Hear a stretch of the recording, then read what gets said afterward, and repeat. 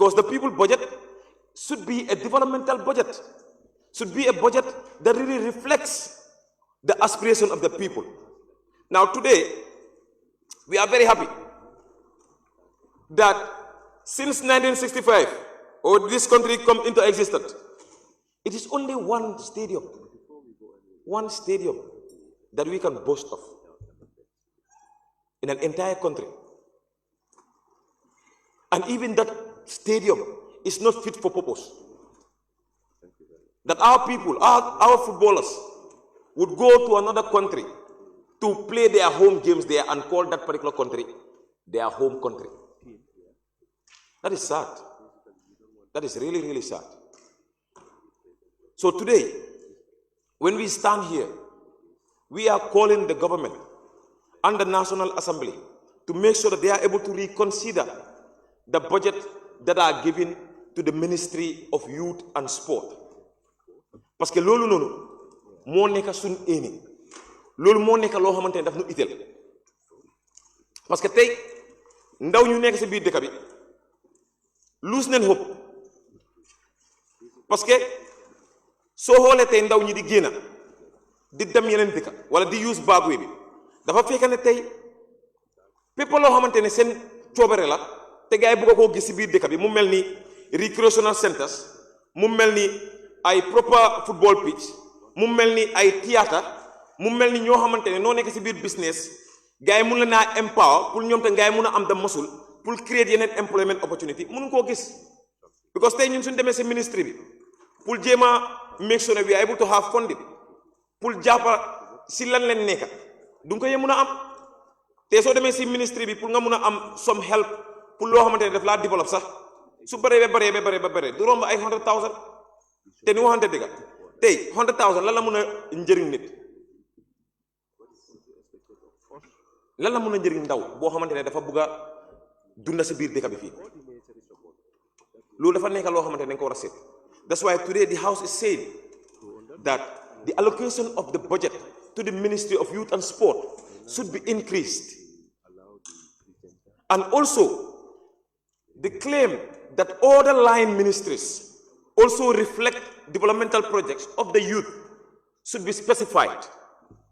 That they should say, the Ministry of Fishery, this budget that is allocated to them, this portion is going to the youth, so that we as youth can hold them to account. That's what we are saying. But we cannot keep on coming to the house. Do you know if all the time the National Assembly must allocate proper budget to the Ministry of Youth and Sport, and still now we are seeing 0.42%, and next time we see 0.43%, and next time we see 0.45% or less than that. That is not what we really want. And that's why today we will not move the matter to another stage, because in this past we have talked about a lot of projects that the youth have really aspired to see in the country. So we are saying that the National Assembly must consider the allocation of the fundings or the budget that are given to the Ministry of Youth and Sport, and to the other ministry lines that claim to say that they are having developmental projects that has to reflect the wishes and the aspirations of the youth. Let it be specified.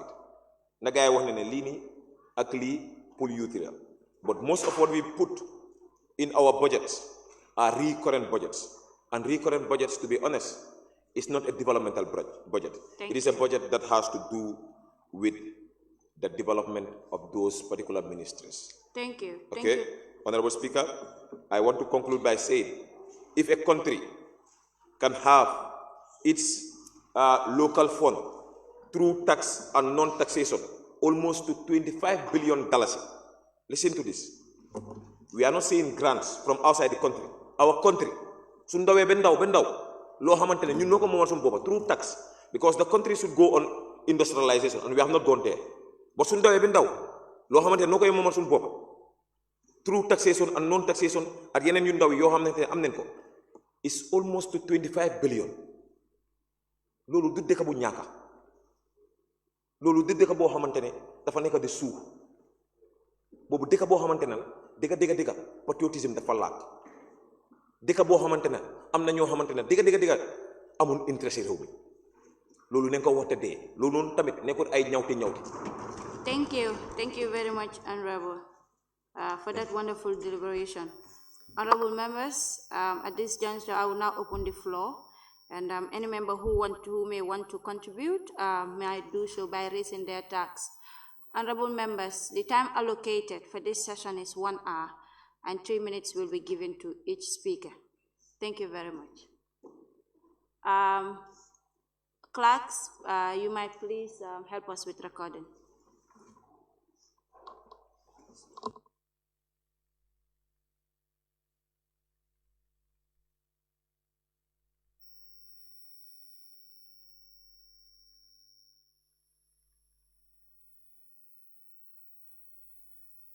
May I now call an honorable member for Sabah Sanjal? Sorry, will I call it point of order observation? The motion is raised, but it's not been seconded. It's a matter of the day. That is why there is specific time allocated to it. Thank you. Sorry, Honorable Speaker. I would like to appeal that we make this, because we only have 1 hour. So I think each speaker be given 2 minutes if the House supports. Thank you. Those in favor for 2 minutes, raise your tags. Honorable Speaker, I second the motion. 3 minutes, raise your tags. The 2 minutes have it. Honorable member for Sabah Sanjal.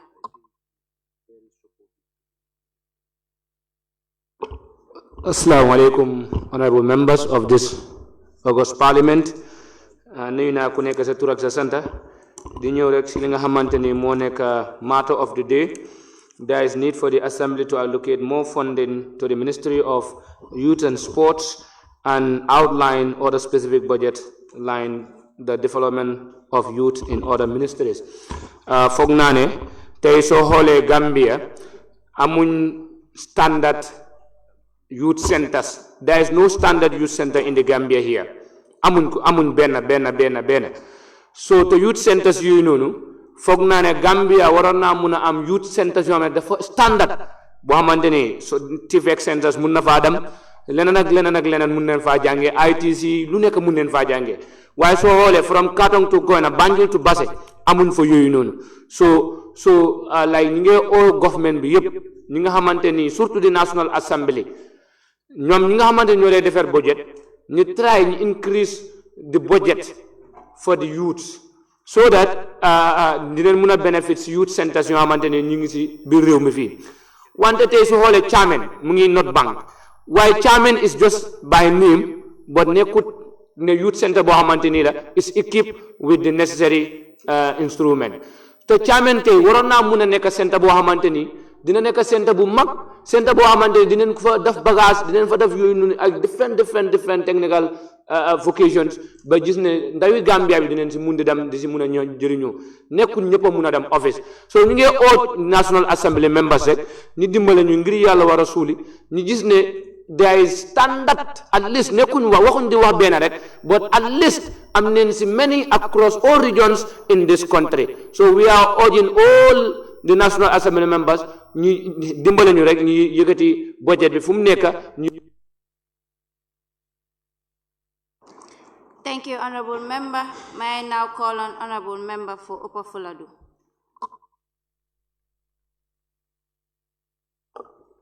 Thank you so much, Honorable Speaker. The matter of the day, it's a very important one today because indeed there is a need for the National Assembly to allocate more funding to the Ministry of Youth and Sports and also to outline specific budget lines for development of youth in other ministries. Honorable Speaker, we are often told that there is budget allocation for youth development in other ministries. But mostly, this actual budget allocated is not indicated. It is not mentioned. And we all know most of the budgets allocated to various ministries are used for recurrent, that is in payment of salaries, and also sometimes for office maintenance. So now we are calling on the National Assembly and even the government to help us indicate the actual budget allocated for young people in various ministries. We want to know the actual budget the actual fund allocated for young people in the Ministry of Trade. We want to know the actual amount allocated for young people in the Ministry of Tourism.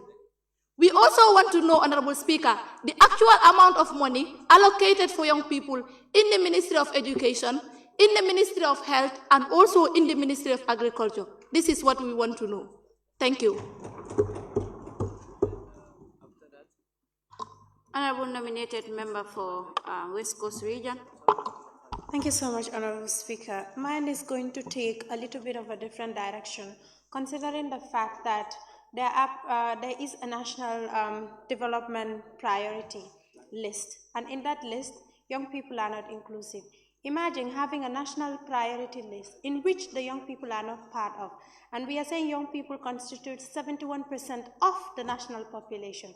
Now, it is crucial that, because if I am right, I stand to be corrected, but we are saying, I think the President has access to actually add on to what the priority list entails. So which is why it is important that inclusion of young people in the national development priority is crucial for sustainable progress and resilience. Young people represent the future workforce and the economic drivers of our country's development. These are resilient people. These are a sector of our society. So sidelining them in your priority as a country is a step backward, considering the percentage that we have of young people. So it is significant because ignoring their needs in the national development priorities overlooks the potential of the country's largest demographic, which is both equitable and inefficient, right? And it is important that because we are aligning ourselves to the Sustainable Development Goals, which also prioritizes the inclusion of young people in various aspects of life in a country's development strategies and plans.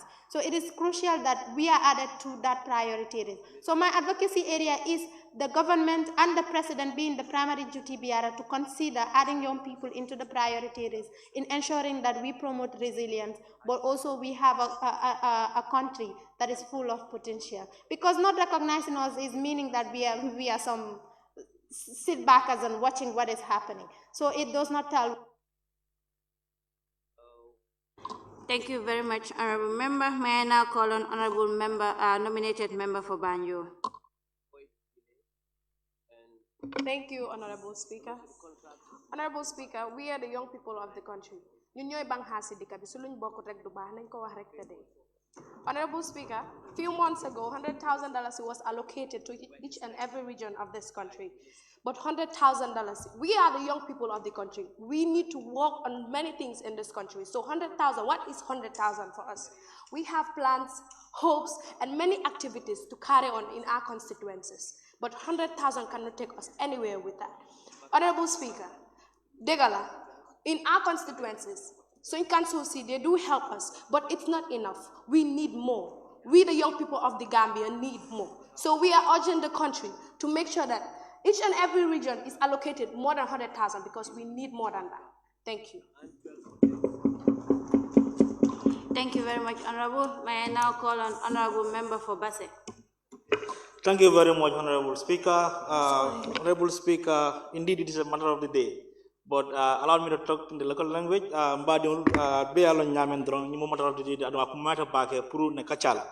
Follow. Medium la fana munna wolong agencies under the Ministry of Youth and Sport.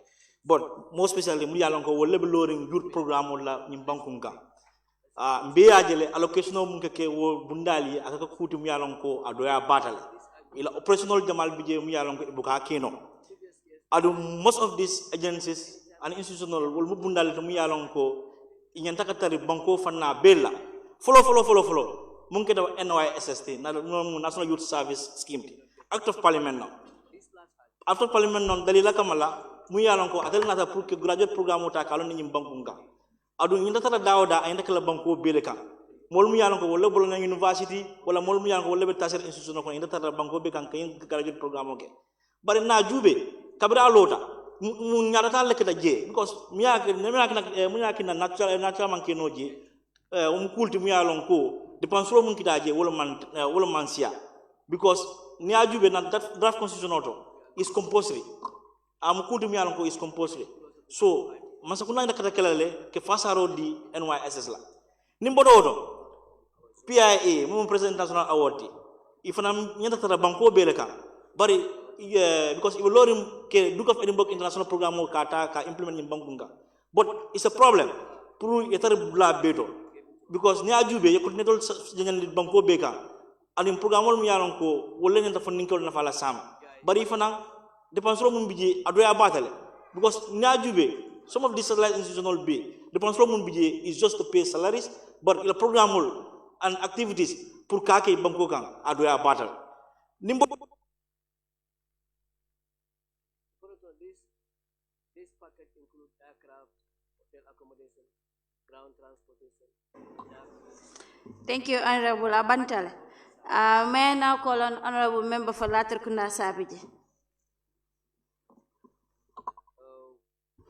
Honorable Speaker, I will begin by saying that the allocation of resources to the Ministry of Youth and Sports is not only a mere allocation of finance to the ministry, but a reflection of how the nation values its most vital assets, which happen to be the young people.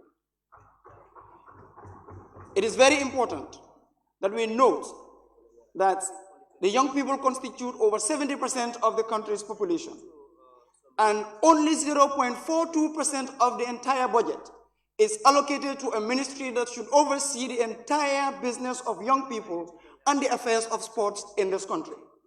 We understand that there are a lot of young people in sporting activities. However, there are certain developmental aspects of young people that has nothing to do with sports. And this is where the constraint comes, that the ministry will have to see how much they will allocate for sports and how much they will allocate for the development of young people. This is why the National Youth Parliament is calling on the government and of course the National Assembly to ensure that we see to the increment of the budget allocated to the Ministry of Youth and Sports, thereby ensuring that we look into the development of young people and not only on the aspects of sport, because the entire money that is given, part of which that is given to the young people's development goes into sports, and young people in the other sectors don't see the realization. So this is important that we note.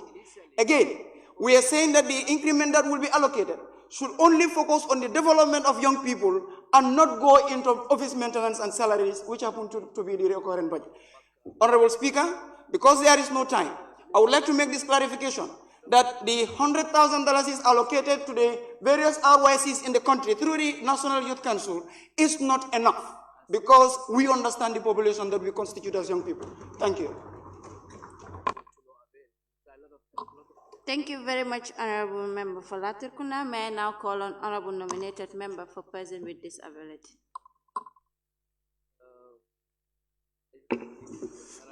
Thank you very much, Honorable Speaker. So, firstly, I would say, it is very, very important for the government to look into detailed accounts of young people and consider to uplift the status of Ministry of Youth and Sports, because they played an important role. For me, one of the most important ministry in this country is the Ministry of Youth and Sports. So if there is fund allocation, I think they should be able to get the highest percentage so far. So, first, if you look at, young people with disabilities per se, I will always mention this because I know we are the most neglected, sector in the community. So, people talk about resource centers, people talk about recreational centers for young people.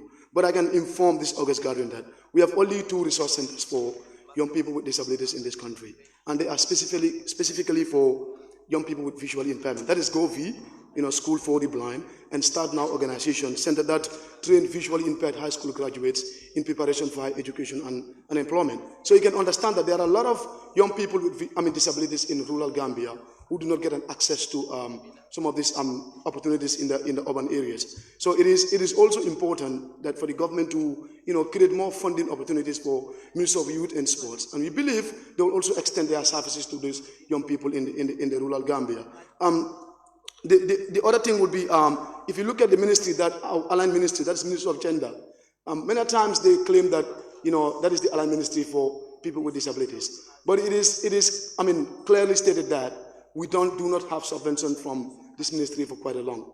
The Gambia Federation of Disabled do not receive subvention from this ministry a long time ago. So meaning even they have projects or initiatives to support young people with disabilities in this country cannot be materialized because there is no funding. And Gambia Federation, it's non-governmental institution. It is very, very independent. So receive. Thank you very much, Honorable Member. May I now call on Honorable Member Fanyani? Thank you, Honorable Speaker, and good morning, colleagues. Honorable Speaker, if government want to be government and they want Gambia to be Gambia, they must and should empower the youths. Honorable Speaker, the budget that is allocated for the youths didn't satisfy us. Youths are not satisfied the budget that is allocated for us. Honorable Speaker, I would like to tell this proverb to you in Mandinka like, ito ko moy ko itala munte bulodi itala munte nyati sa ni o mari tu ko ma yaji ki foy bitano la foy titano ibe muru no dlata foy batay titano because ye bulo ni nyala tu ko ma. So that being the case, government should help and National Assembly to empower the youths in order for us to see Gambia developed. Thank you.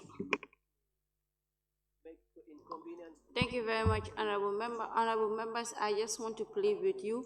If you want to make a point that is already been made, kindly give opportunity to another member to put his or her point across so that we are able to close matter of the day early and move to another motion, please. Thank you very much. May I now call on the Honorable Member for Fonyi Berefet?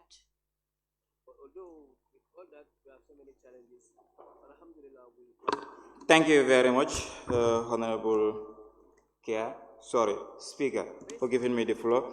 So the issue that we are currently discussing is very much important. I just want us to look at the Ghana's National Youth Authority. They have allocated funds for the young people, and that helps them in ensuring the young people are empowered, and also the entrepreneurial training also. When we look here, Ghana is a model for Africa. And then also the Rwanda's development program also. These two countries, when we check, their young people are growing. The country is growing because the young people are very empowered. When we check in the Gambia, you said the sector that constitutes of 71% of your population. If those people are not empowered, you expect to grow as a nation. It cannot happen. And then we will also expect others to come and be assisting us. Gambia is a donor fatigue as a result of the government not doing enough for the young people. We are not. It's not a matter of privilege for the government to support us. It's a matter of by force. Because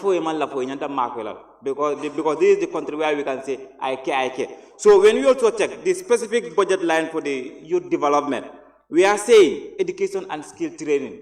These are areas that the government needs to invest on, because we need to have quality education. We don't only need access, we will go there, but also material that will help us to be able to attain those quality education, and then skills are very, very much important. When you go to, let's say, for instance, the stadium, you don't find some of the materials there.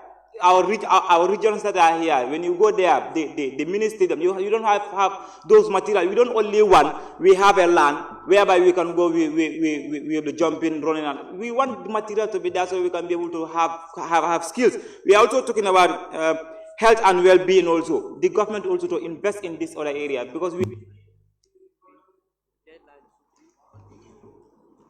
Thank you very much, Honorable Member. May I now call on Honorable Member for Birkama North?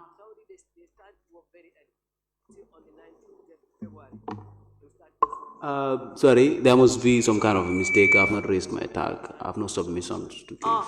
I receive your tag name. Thank you very much. May I now call on Honorable Member for Sami? Thank you so very much, Honorable Speaker, for giving me the opportunity to give my submission regarding this topic. I believe it is very important and very crucial for government to increase the budget for young people. That is very important. But I believe the government should not only stop at increasing the budget, but also they should come up with income generating initiatives for young people. I believe young people, we are a very essential part of the population of this country. So leaving us behind, meaning we are at a risk of going backward. So I believe in as much as increasing the budget is very important, let us also focus on government creating income-generating initiatives for young people so that we will stop becoming bakers.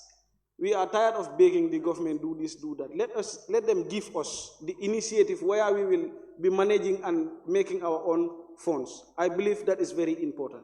Thank you. Thank you, honorable members. This brings us to the discussion on matters for the day. Clerk, we may proceed.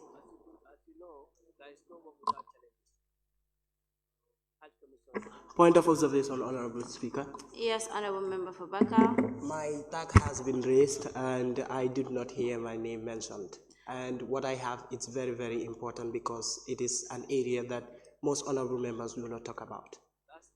Honorable member, in the beginning I have made mention that it's a matter of the day.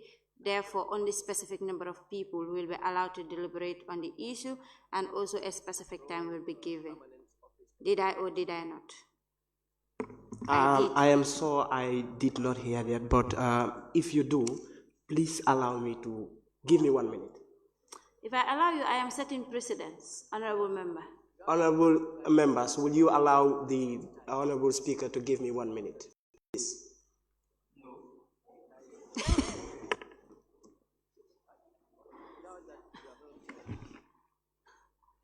Honorable Speaker. The honorable speaker like that. Observation. Point of observation, Honorable Speaker. Yes, honorable. With your permission, can you please allow the honorable member from Bakau so that he can do his deliberation, please? Honorable member for Bakau, 1 minute, and we're closing the discussion. Thank you. Okay, thank you very much. The point that I want to talk about is for the ministry to make sure that there is emphasis on the outline of the specific budget, outline of the specific amount that is given to each ministry. Because when you look at the technological sector in the Gambia, we have the robotics team, and we have other young people that are involved in technology, but it is very difficult for them to be able to get access to funding, because when they go to the Ministry of Communication and Digital Economy, it's confusing that they will tell them they have to go to the Ministry of Youth and Sports. That is where they belong. But the ministry is saying that there is a specific amount of budget that is allocated to young people in the Ministry of Communication and Digital Economy. But if the Ministry of Communication and Digital Economy is saying that we belong to the Ministry of Youth and Sports, then where do we belong to if this amount is not specified? Thank you. Thank you very much, honorable members. That brings us to the end of matters of the day. We can deliberate on other motions that we have for the day. Clerk, we may proceed. Point of observation. Clerk, we may proceed. Point of observation, honorable speaker. The move of the motion should conclude.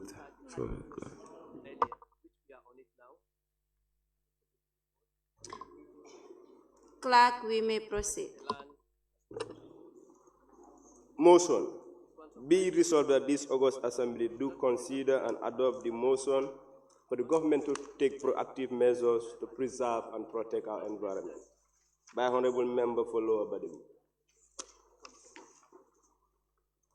Cost of MENA to be paid by not later than 15 November by any selected operator. He said Bandu Travel is selected for 2025, which means in these 2 weeks.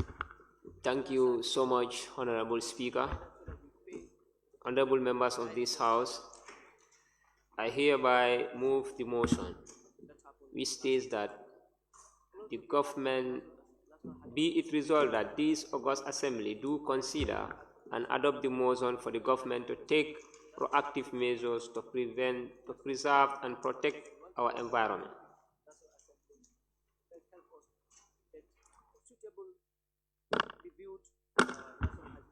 Members of this House present here, today I stand before you as a citizen of this country and a passionate person about environment and protection.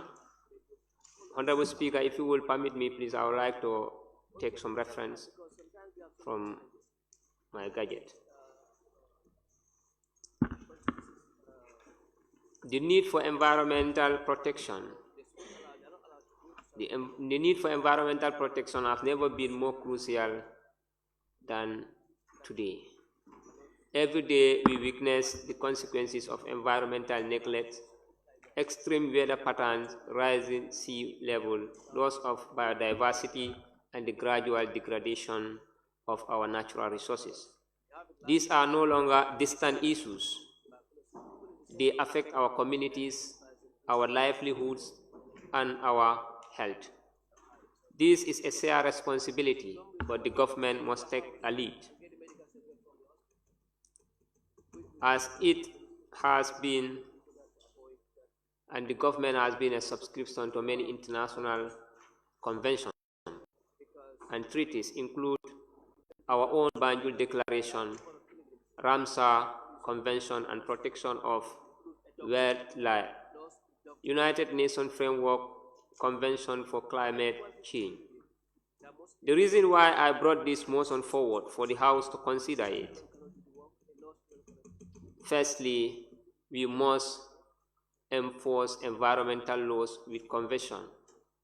Too often, regulation exists on paper, but lack of enforcement. We must ensure that industries are held accountable for pollution, deforestation, and unsustainable practice. Strict and consistent enforcement sends a clear message: protecting our environment is not optional. We need to prioritize renewable energy. The time has come to shift from fossil fuel to sustainable renewable energy. Resources like solar, wind, and hydro. This transition will not only reduce our carbon footprint, but will also create jobs as well as boost our economy and position our nation as a leader in clean energy innovation. This is an investment in our future resilience. We must invest in greenhouse infrastructure, emerging cities with clean air, green space, and energy efficient public buildings. By funding such projects, we are revitalizing urban centers while also protecting natural resources, green infrastructure, creating spaces that are both sustainable and resilient against climate-related challenges. Let us support conservation efforts. Protecting our forests, ozones, and wildlife areas is essential. These are not just resources to be exploited, but are ecosystems that play a vital role in balancing our environment.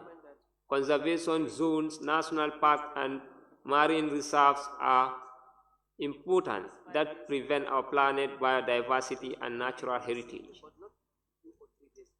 The Gambia has implemented several proactive measures to protect and preserve the environment, focusing particularly on combating plastic pollution, climate change, and economic resilience against environmental risks. The government recently launched a national action plan to end plastic pollution, aiming to reduce plastic pollution by 86% in the next decade. This plan includes enhancing ban of single-use plastic pieces,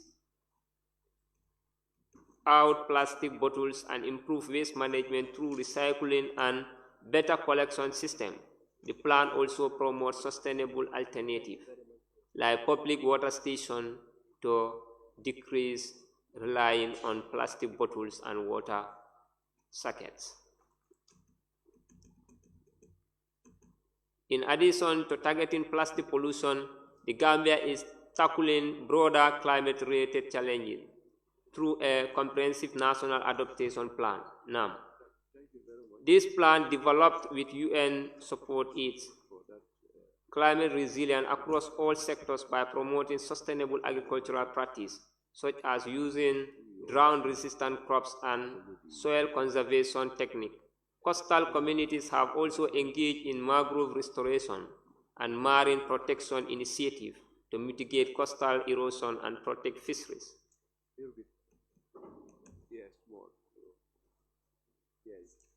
we must raise awareness among our citizens.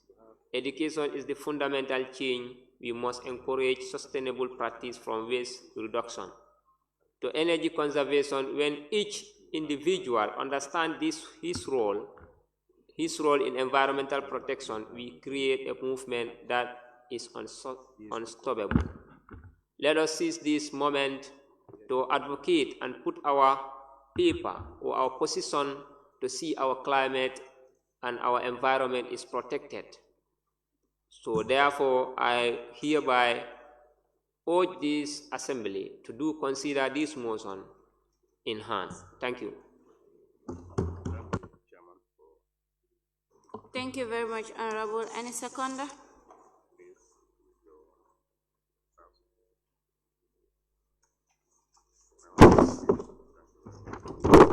Yes, Honorable nominated member for Basse. Good morning, honorable members. Good morning, honorable speaker. I, Honorable Senabu Sambu, the female representative for URR, stand to second the motion which said, be it resolved that this August Assembly do consider and adopt the motion for the government to take proactive measures to preserve and protect our environment. Thank you. By the airline, because they were supposed to pick you on a phone, and they were late to do that. Thank you very much, Honorable Member for Basse.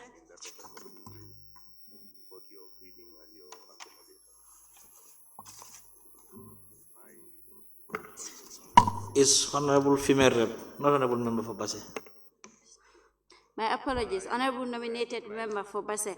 Honorable members, I now put the question. It has been moved and seconded that this August Parliament do consider and adopt the resolution passed by the National Youth Parliament. Be it resolved that this August Assembly consider and adopt a motion for the government to take proactive measures to preserve and protect our environment. Those in favor, please say aye. Those in favor, please say aye. Those not in favor, please say no. The ayes have it. Honorable members, at this juncture, I now open the floor for debates, and any honorable member who may want to contribute on the debate can do so by raising their tags.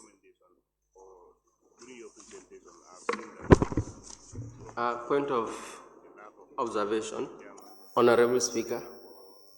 Yes, Honorable. For the fact that the motion at hand is very important, I want to suggest to the August gathering to consider allocating 5 minutes and maybe 4 minutes for deliberation. Thank you. Thank you very much, Honorable Member for Combo South. We are going to have 4 minutes for each speaker, please. Don't ask me for 30 seconds, please. 4 minutes. Thank you. Clerk, you might please want to help me with the records. We have so many lapses that need to be adjusted so that to suit the current standard.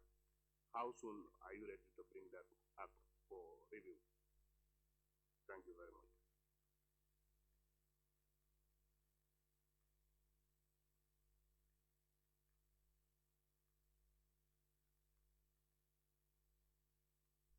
Point of observation. Point of observation. Yes, Honorable. Yes, Honorable Speaker, as these clerks are writing, I suggest you allow or call one person, or you allow me to start the proceedings before the clerks are ready with writings. Thank you. Thank you for resuming your seat before I say so. You know, yesterday, Honorable Member for Fonyi Brevet take advantage of the technical issues. That is what you want to do today. I am waiting for the list so that I will start calling names for people to start the debate. Thank you.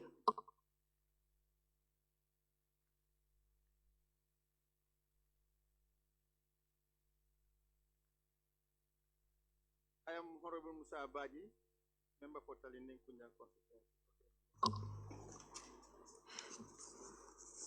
Thank you very much. May I now call on the Honorable Member for Central Badibu.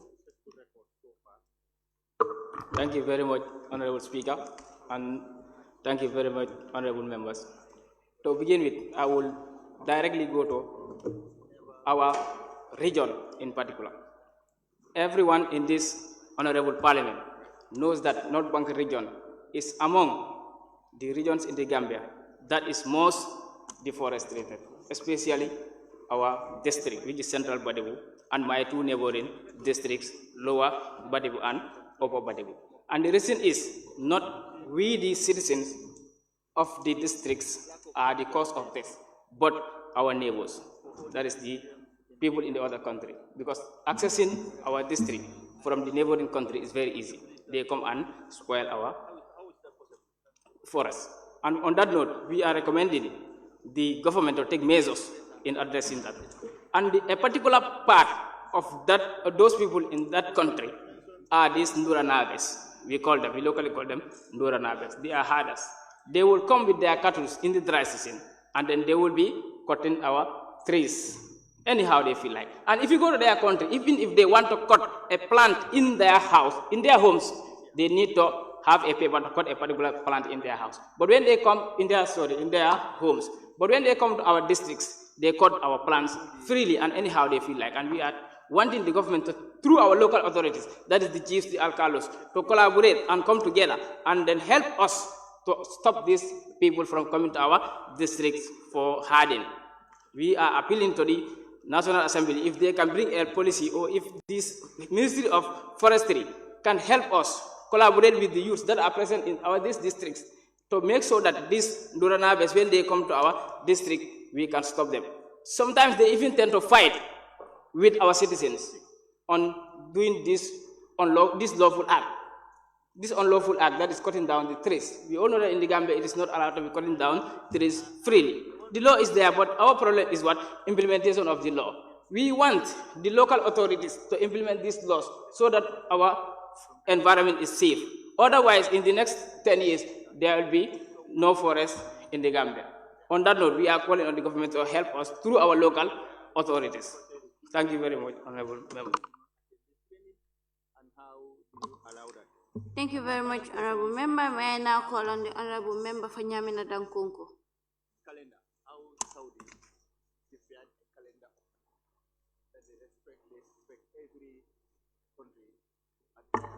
Okay, good morning, Honorable Speaker.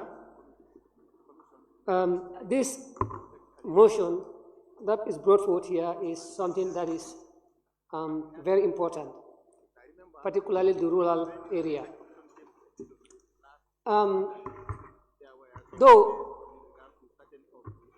I'm a farmer and I'm born in a farming community, to stop farmer from cutting down trees is a problem. I know, because we need farm. If you consider the hardship of the country, we can't stop them from farming. But if you look at the rural area, it is very disheartening, particularly in my area, Nyamina Dankuku, our constituency. Between villages, one person, you cannot travel by the time I was going to school.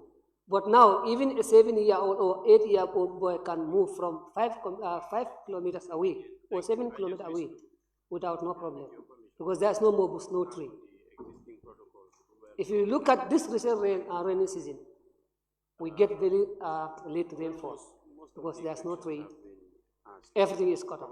There is deforestation coming to Nyamne Dankuku. And all, I will not blame no one, but the leaders of the district and the Ministry of Forestry. Because we have a forest station at Dankuku, whereby the forest officers themselves, they will see what is happening. But they never talk. They never do nothing. If they don't help those people, they will not stop them.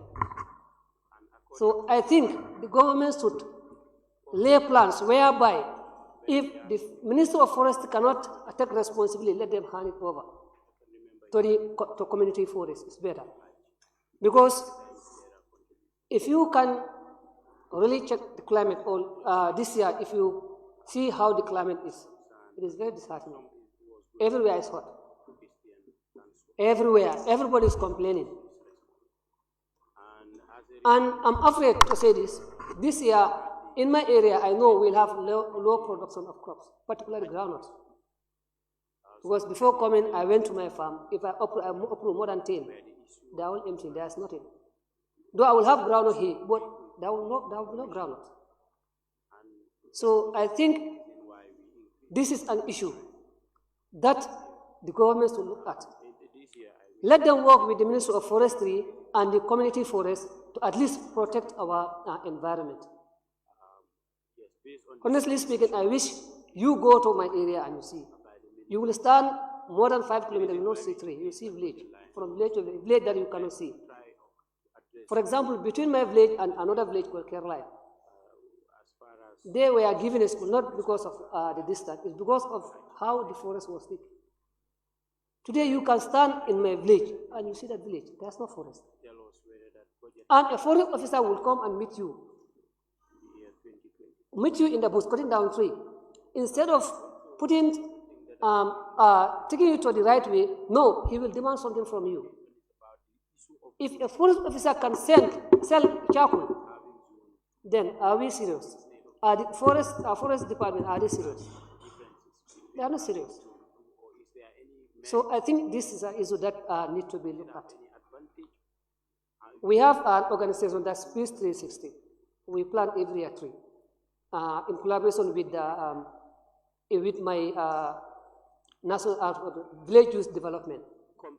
But every year, when we go for I think that was the reason why payments were delayed, and that resulted to you having Zone 4 instead of. Thank you, Honorable. May I now call on Honorable Member for Bundunkakunda.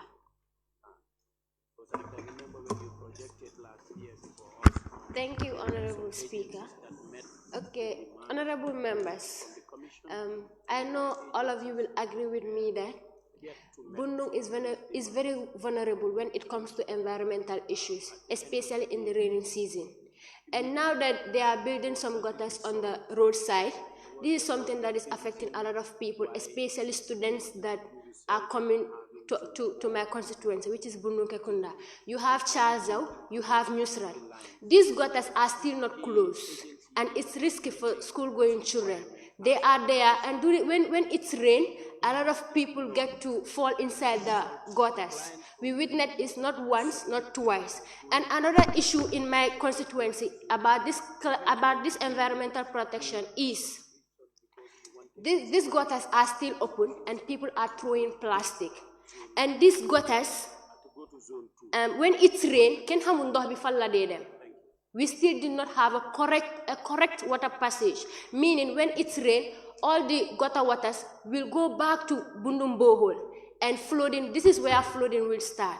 So I am urging the government to help us for a place where you know that, a concrete place and a safe place where you know that these waters can embark on and pass. But looking at it, suñ ndox yi taw su amee ndox yi yëpp Bundum Bohol la ñoo dem te su demee am na ñu bëri ñun dee yaaxale lu ngoo lung every year Bundum Bohol fo flood sake moo la tiñaaroo katu kela fengol katu tiñala mol ka bela bungol ko ne kata dula kele government nyante kan ma koy woto bakele nyante ka tirale ni ba gotal lola ya make sure ni jodun ta gotal kono ya lon ka ba finti la dame because yo sente bunum bohol ni sama keta masi bol ka keje mo be ke la sama tol du be miral mina ba ke kanje government nyante kan ma koy woto bakele. And about I'm emphasizing on this gutter issue na school diningol be batakane du nie bundunje ye senior school jamal soto ye primary school soto le ye junior school soto le so mo jamal bide ka ba constituency dolto ikana nyante kam mako la gotal ya soron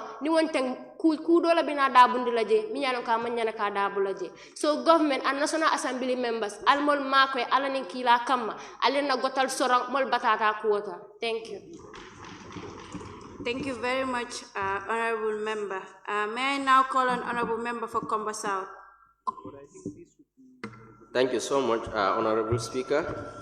As the chairman to the Standing Committee on Climate Change and Environment, I want to use this opportunity to thank the government of the Gambia for showing commitment to UNFCCC, Ramsar Convention, and other beautiful conventions. But unfortunately, the implementations remain a huge challenge.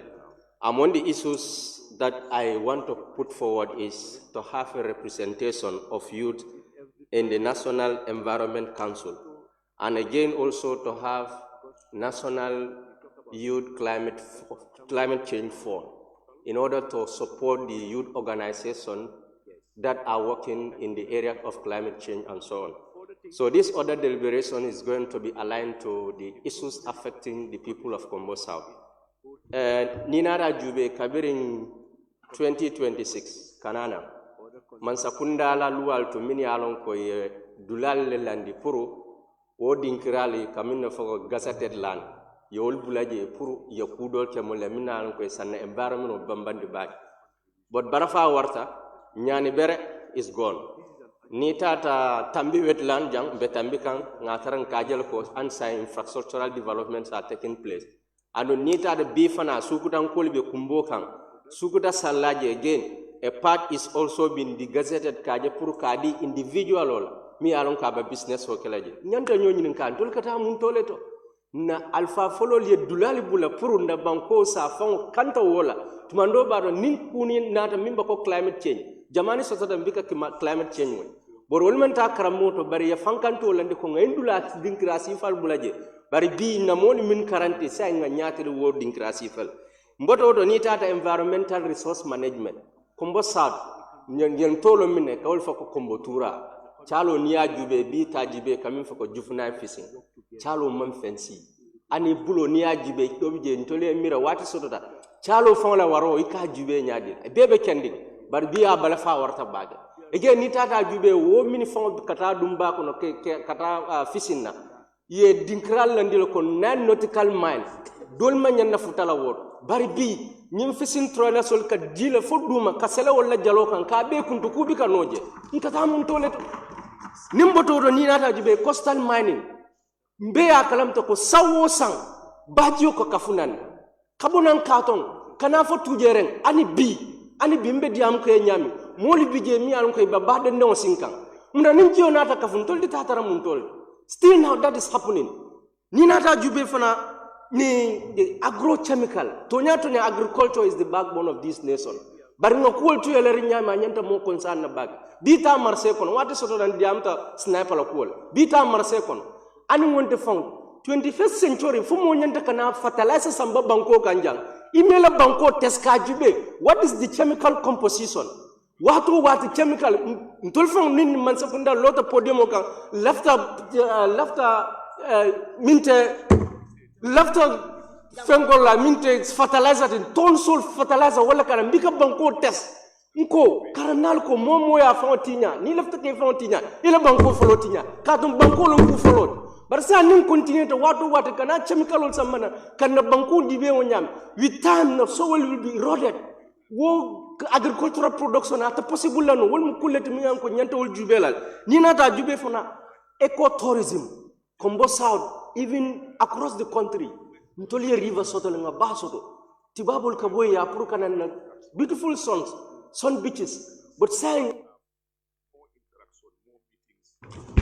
Honorable, you have 1 point of observation, Honorable Speaker. Yes. With your permission, I will want you to give few minutes. So you are the ambassador of extra. Honorable Speaker, Honorable Speaker, I also second the motion for him to give in an extra minute. Honorable member for Kombo South, you Yes. have 1 minute to conclude. Thank you so much. Mindenta environmental law sola. Ala sona nintata Ghana jube akabe nyami. Kenya ni tata wote dala ibika femfono. Ta Rwanda. Green cities ika wolaje. Ntola selo nimba kuntola nka yiro bele fan kuntu. Iki fa nyininka. Fo mol kata nyama ni tol kata mun tol nyaadi lo. Green cities santenti mol ko wala advocate. Barbita jube. Environmental laws model kasi. Anu gota sol ko ngajel social media mo kasi gota so ga abidumoro. Nte fon so man dan betaman tamolo Kigali city kono nka fo mole ko hali janjube ba fo su ndol be nyaadi le so wol mu kulle tadu luwal bije anti literary law 2007 a bije ko mo manyen na fem fala bar ndol ka nyoni nin ka minom dos binoli fo wato dol nyantam fo nyin ka ye banano do moy ta comfortable li moto tara borka ya fay ya joko kumay yetti yo do me prêter ya fay ye prêter fo ngol fay wo nyam fo bang ko nyanta tala wala nyam.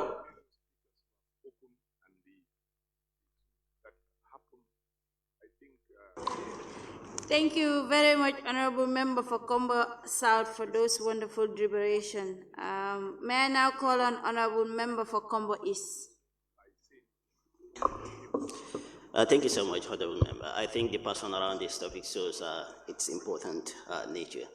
And then recently, with all the environmental related issues and sagas that we have had in this country, I think there is real cause to be concerned. From the Monkey Park saga some time ago to the flood in Banjul some time ago that was attributed mainly as a result of the presence of industrial sites around the other side. And the Abuko too, that was also rumored to be reserved, although government came out to clearly state that they have no intention, which is a welcome news. And some time ago in my own village, nearby village, of course, the Farawa incident, which was also environmentally related. And of course, recently hearing the flood in Basse, I believe too. So all those issues put together, you realize, we really have cause to be concerned and cause to call for actions. I don't believe that development must come at the expense of sacrificing the future. And in tampering with the environment, we must know that we are tampering with the future of this country. And that those in positions of power and influence must be very wary of the temptations that tampering with the environment invites, especially as those interested in this, especially as those interested in tampering with our environment for their selfish interest would go to any mile just to make sure that they have or they bribe their way through those that are in charge of protecting those environment. That is our authorities.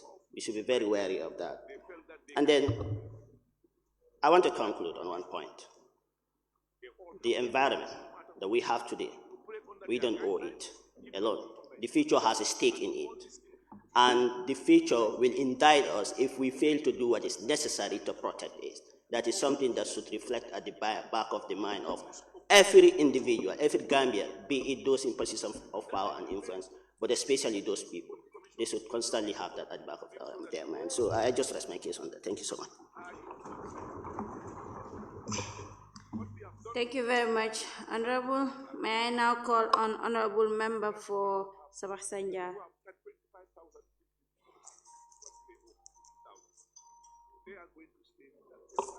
Assalamu alaikum wat. Foog naa ne ñu ngi deal ak topic bu sensitive about environmental. So pour ma jox leen ñetti yëf pour ñu preserve environment bi ñu mun see jëriñu ala ñu use ñetti yëf yi ñetti aar la ñetti aar yii la reduce recycle reuse. This is the solution. Ne leen ñu reduce li nga xamante ni moom moo nekk lakk këriñ bi man fi ma jógee Sabax Sanda dañooy lakk këriñ de dañooy lakk këriñ dañooy gori matt wante amuma si loolu rek man at school level ñu ngi establish li ñoo wax Young Agriculturist Club. I am the chairman of that club. Dam naa embark naa on a tour Sabax Sanjal on a tour I mean pour ma waxtaan ak nit yi ma sensitize leen about the effect of climate change.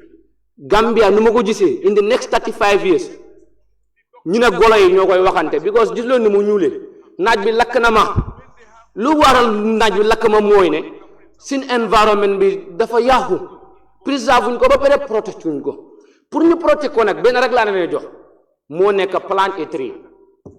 Plant a tree. Honorable members, I will tax you ku nekk foo jógee soo fa demee rek just plant a tree. Not only plant a tree but then make sure that that tree has grown and so protect ko nga xool in the next 35 years what will come. Imagine am nga honorable member mu ngi doon wax si soose dégguma kàllaamay soose nag waaye am na yu ma si force si yëfi Rwanda man dama dee seetaan Rwanda suma téléphone am na garab yoo xam ne they are from China man dama dee deal with seeds that are from China Dr. Ousmane Gadiogo moom ma ko dee jox ma ko dee ji garab yu bari foofu laa ko gisee waa xool leen ñooñu tey environment bi ñoom wala they are even friend with the environment because of the green of the environment. Gis nga fekk ne Gambia noonu la mel si affaire environment boy ñun ñi suñ skins dafa over leer suñ sangoora mu wàcc waaye tey koo fi gis yaa ngi ñuul kukku lu ko waral environment bi we neglect it den ko neglect that is the reality xam naa ne am neen ministry bu séntu wàllum environment xam naa loolu waaye ministry boobu noonu dafa war a toogaat mu gis ne lépp lu mu mun si ñette yi na ko def si ñette yi lépp lu mu fi mun na ko def reduce recycle reuse that's all Sénégalais si dañ dee ñëw fii di jël seen bagage yi di ko dem di ko defaraat di ko reuse xanaa ñun mënuñoo def loolu hey man su ma amee machine bi mun naa dem di dogi feeraay di jëli feeraay ñëw di ko defaraat man am naa talent boobu noonu fekkee ne nag ministry of environment moom muntu am idea boobu jox leen ma ministry of environment wala ministry of agriculture ma move the country forward that's all so honorable speaker xam naa ne duma gàttal rek time dem na waaye li nekk problème bi léegi moo nekk ne ñun gis neen fi fii nii Sénégal fii nii benn dëkk Thiès sax amoon na fi bu flotte amoon foofu noonu flotte bi dafa yàqu lu bari base fii nii recently rek am na flotte bu fa dugga ñu ngi mastaw coono nag because nekku si wareef waaye loolu yëpp soo gisee mu ngi am mooy ne environment bi sàgganee ñun fenn sàgganee environment bi di sangu di taaru te environment bi du taaru loolu muntu nekka soo gisee this bad way boys they are chilling lan moo ko waral the environment is speaking volume of them the Gambia environment is also should speak volume of us ñun kenn ñuulut fi ñëpp a xees environment bi moo ñu ñuulal rek jërë ngeen jëf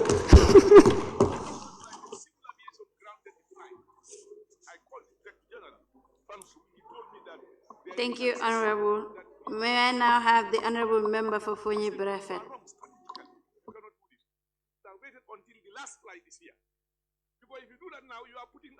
Thank you very much, Honorable Speaker, and all other honorable that have given wonderful deliberation. And then to start with, as other honorable members say, the Gambia, we have policies, but now to implement them becomes our problem. Because we have the Gambia's National Climate Action Plan that is in 2016, but the issue that is affecting this plan is lack of funding. And we all know we cannot be able to live conducively if our climate condition is not okay. When this place is hot, all of us will want in the next 2 hours, we live here. But we are living here comfortably. It's because the environment is friendly. And now when we don't do things that will make outside very friendly, it will be very much difficult. And then this plan need to go. And when we also check lack of commitment from the government, that is why this plan is not also going. The 2016 plan also is not going because the government lack commitment. Some the honorable member for Comboys have given some example, and also we have a lot of chemical disposal in the river. We take example of the Chinese factor that is going, and you know this is affecting our marine system. But what is the government doing? When the youth want to react, that is when the government also want to stop them. Is it because of the kickback or whatsoever? We have a contract of them. Honorable, sorry, you have 4 minutes. You have enough time, so take time to be completing your sentences. Thank you. Very good, thank you. No, so we also have the Rwanda also. Although I haven't traveled to Rwanda, but I follow Rwanda very, very well. They have banned plastic, and in the Gambia we have also banned plastic. But when you look, yes, we are using plastic, and when we are coming to this city, we are told to bring our bottle or cup of tea so that we can be drinking. And then some started saying, is it now this thing? Scout campaign. It is not that we want to preserve our environment. Because now let's imagine if all of us have to be given bottle every time, it means we have a lot of this. And also the paper that we are using is too much. Let us be making use of our email system. Sometimes even some of our officials, you send them email, they will not respond. We need to take care of all of those things. But when we don't, and the real estate development also, please, the government need to help us in this. Some of the real estate development, the only thing they are interested in is the profit. But the environment, they are not interested in that. This is something that the government need to look into. The honorable member for Combo South have discussed on the issue of the mining. In fact, as I speak right now, when you go to phone, now me, I'm thinking because I know one day I'll be rich. When I'm rich, I want to build my mountain. Where will I go? So these are things that we need to work on because the phone is and we need to look at all of this. We also have foreigners also that are also in our sea. Some of them also, their fishing net need to be looked into. Because some of them, the facility that they are having, near fight jargon, it seems that feel like tourne. And we need to preserve this for our next future generation. So when you also check Ethiopia, they have also did this thing. In one single day, they have planted 350 million trees. The Gambia can also do the same thing. The only time you want to see our people is Ninko in the media. And we have youth action that are doing a lot of this. The government need to help them. Sometimes you'll see when they want to do certain work, even when they go to council, to have vehicle become problem.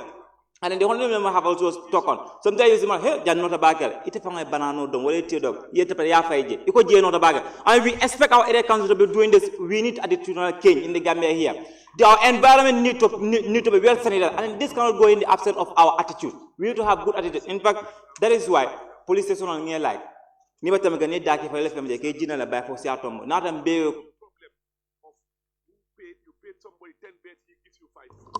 Thank you, Honorable. May I now call on the Honorable Member for Kantora. Thank you very much, Honorable Speaker. I think much has been said, and I will not repeat them. I'll just go straight to my points. But before that, if you see we are all alive today, it's because the environment is able to support and sustain our lives. Any day that the environment is not able to do this, there will be no life on this earth. And we depend so much on plants because we get food and oxygen from plants. And it is these plants that we are so merciless towards. We cut down trees like no business, as if plants are not important. I will not dwell much on that. It's just a reminder that plants are so important. Let us try and plant more trees, like other honorable members have said. I just have a few things that I think might be a solution in addressing our climate concerns. One, we have been saying that the government should create jobs for the youths. Yes, and most of the time, government, if they are doing so, what they do is there is always a negative impact in creating jobs. What I suggest is, when government is creating jobs, let them create jobs that will help to address climate change. Example, before investing on ships and trawlers for use to go and fish in the sea or in the ocean, why not you direct those funds towards fish farming? And that fish farming can be done inland instead of investing huge amount of money to take the youth to the sea and fish. Because honorable member for Combo South has said it in his deliberation that now the size of the fish that are caught from the sea are so small because there's overfishing. Everybody is going towards that end for fishing. My friend, we have a lot of land in URR, in CRR. Fish farming can be done there. And that will also create jobs, markets, and also provide food for us. Because in our area, fish is something that's very expensive. Yes. And the other thing is, some have said that the governments will have policies, laws, and regulations that address or that will help to protect our environment. But that is not enough. These policies should be implemented to the core.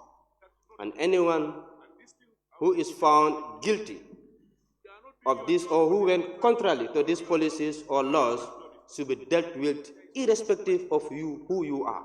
Because we have seen certain people, they do whatever they want on our environment. When it is reported, the government do little towards addressing that issue because of who they are or the benefit that they are getting from those people. And I think that will not help us. And the other one, honorable member for Sabak Sanjat said that we should try to reduce the usage of charcoal, or let me just generalize the fossil fuel. We cannot bring policies to ban the use of plastics, to ban the cutting down of trees, ban the use of charcoal. These things are essential things for our lives. If you want people to stop using this, I think the best thing is to bring an alternative to this, because they are very important for our survival. Because we need energy for cooking, not only for cooking, for other domestic, what do I call it, activities.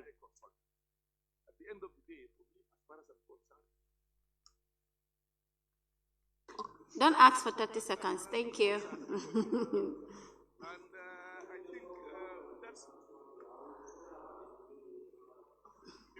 Honorable, you have 30 seconds. Conclude, please. Okay, the other point is, I think is very, very important, and I've been advocating for this, which is environment forum. For us to have a national environment forum, whereby the youths, the children, and stakeholders come together every year to measure the success that we have towards addressing climate change, and also identify new challenges, and also commit ourselves towards addressing climate change. I cannot protest more on this since there's no more time. Thank you, Honorable Speaker. Thank you very much, Honorable. May I now have the Honorable Member for Lower Nyomi.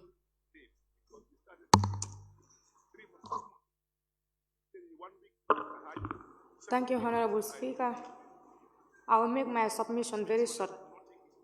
The only way, in my own opinion, that I think the government could address the issue of climate change is by creating meaningful job employment opportunities for young people. Because in as much as young people are not employed, they'll go to the bush. They'll cut down our trees. They'll use it as charcoals. And also, in as much as the Anti-Littering Act is not implemented, we'll continue to litter the environment. I think the National Assembly of the Gambia should help us in making sure that the Anti-Littering Act is being implemented to minimize the usage of waste in our society. And also, the other way that the government could intervene is to provide the recycling industries, so that we can have industries where we can also recycle some of these plastics rather. When you look at, during the ELCOI 3rd edition 2024, we visited the Koto stream. But I came to understand that that stream was a man-made stream. And when you also look at the stream, people are living in that stream. And also when you look at the environment of this stream, it's very unconducive for the people that are living there. Everywhere, every place was littered. And also the saddest part is that when you go to the stream, you will realize that some of the Nawek pipes that serve as the water channel for the people that are living there are having holes. And inside those holes, you will see that some of those pipes pass through the dirty water, where some of those dusts are thrown in. So you will see that there is high rate of the people that are living there having infection of malaria. And I think the Ministry of Health should also intervene in those areas, because the moment the environment is being littered, a lot of infection could come out, or a lot of people could have been infected, either being it malaria, diarrhea, or any other thing. And also the other thing is, the government should also try to minimize the rate of rural-urban migration, because when you look at rural-urban migration, it's also contributing a lot when it comes to climate change. Because when people are moving from rural Gambia to the urban areas, you will see that there is a lot of littering on the urban side. When you look at the use of cigarettes and others, people will go to the street, they will smoke, and they will throw the cigarettes on the streets, thereby making the environment more polluted. And thank you. Thank you very much, Honorable Member. May I now call on Honorable Member for Upper Fuladu West. Thank you so much, Honorable Speaker. Honorable Speaker, ntela advocacy tool be kala munting wala government be muy mezo muy use la kaje ko na environment preserve na protector wala through community engagement and education te. Honorable Speaker, wado ako bala faka wara bakele ni tata wado mol ka tari moto kono ikadomoro ke ni pareta ya fay ila hajitije adiyate nyawanya. Honorable Speaker, kata karamul to wado student ol kadomoro ke ya lita around the campus ika jahal le fam mulia lonko anu amandang secondary ning upper basic hani university akake jele mol mu ya lonko ngoy tellam change agent olti Itelo multi mulse ndemano environment protection ning preservation on. So mbe jikirin ko ning government man sakunda through the environment ministry, because saying environment ministry shotala.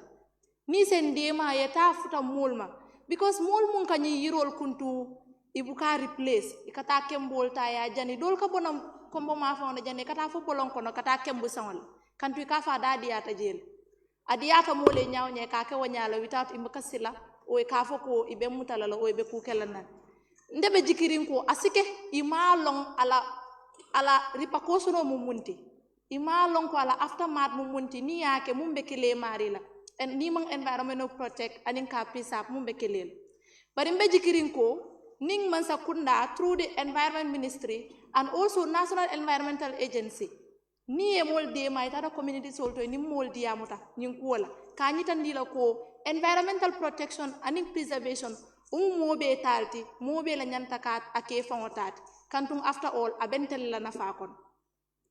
Honorable Speaker, the second one is about biodiversity conservation. The government can establish protected areas, promote sustainable land use practices, and support conservation practices.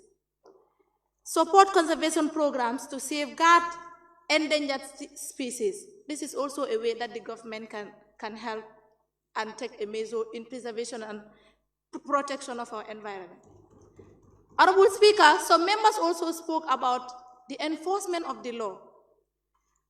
Most of the times, we always see environment, people littering or doing all kinds of things in our environment.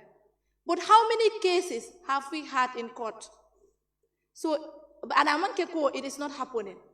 It is still happening, but it's like people are not enforcing the law. Honorable Speaker, we have the National Environment Management Act 1994, and with your permission, I would like to give the outline of the principle. Okay. So this act outlined the principle of environmental protection and how to carry out environmental policy. It also provides the general procedure for environmental impact assessment, that is the EIA, and it is the National Environment Agency that is responsible for the EIA regulation and procedures. We also have other laws, other policies with regard to environmental protection and preservation. I am so, if the law is properly enforced, if an example is set, people will know that now the government is serious with regards to environmental protection and preservation. Yes, thank you. Thank you very much, Honorable. May I now call on the Honorable Member for Jokado. Thank you so much, Honorable Speaker. I will start with the green cities, which was mentioned by the Honorable Speaker, Honorable Member for Combo South. Yeah, when we are to protect the environment, this thing needs to be taken seriously, the planting of trees, because then we are emitting every day. All the devices we are using here, even this speaker we are using here is emitting. So in order to sink the carbon which it is emitting, we need to plant more trees, because those trees will absorb the carbon which it is emitting. And the second thing which is spoke by one honorable member for Fuladu is EIA, Environmental Impact Assessment. In the Gambia, we don't normally do it. When we are having a project, what we are interested of is the money we are gaining from that project, but we will not look at the impact it will cause in the environment. So those things need to be looked at. And the third thing is we are urging the government. They are the treaty signers. They are the decision makers. They are the people who sign treaties. Before they sign any treaty, let them look at the impact it will cause in our environment. Let them just not look at the money they are gaining from it, because it can cause, it can damage our environment. Because when you look at the fees the honorable member for Commonwealth was talking about, in the next 10 years coming, we might not even have fees. And these treaties were signed by them. So they need to look at the treaties. We cannot trade with any amount of money with our environment. So therefore, that need to be looked at. When we look at biodiversity, I think everyone should emulate Sadauda Kaira Jawara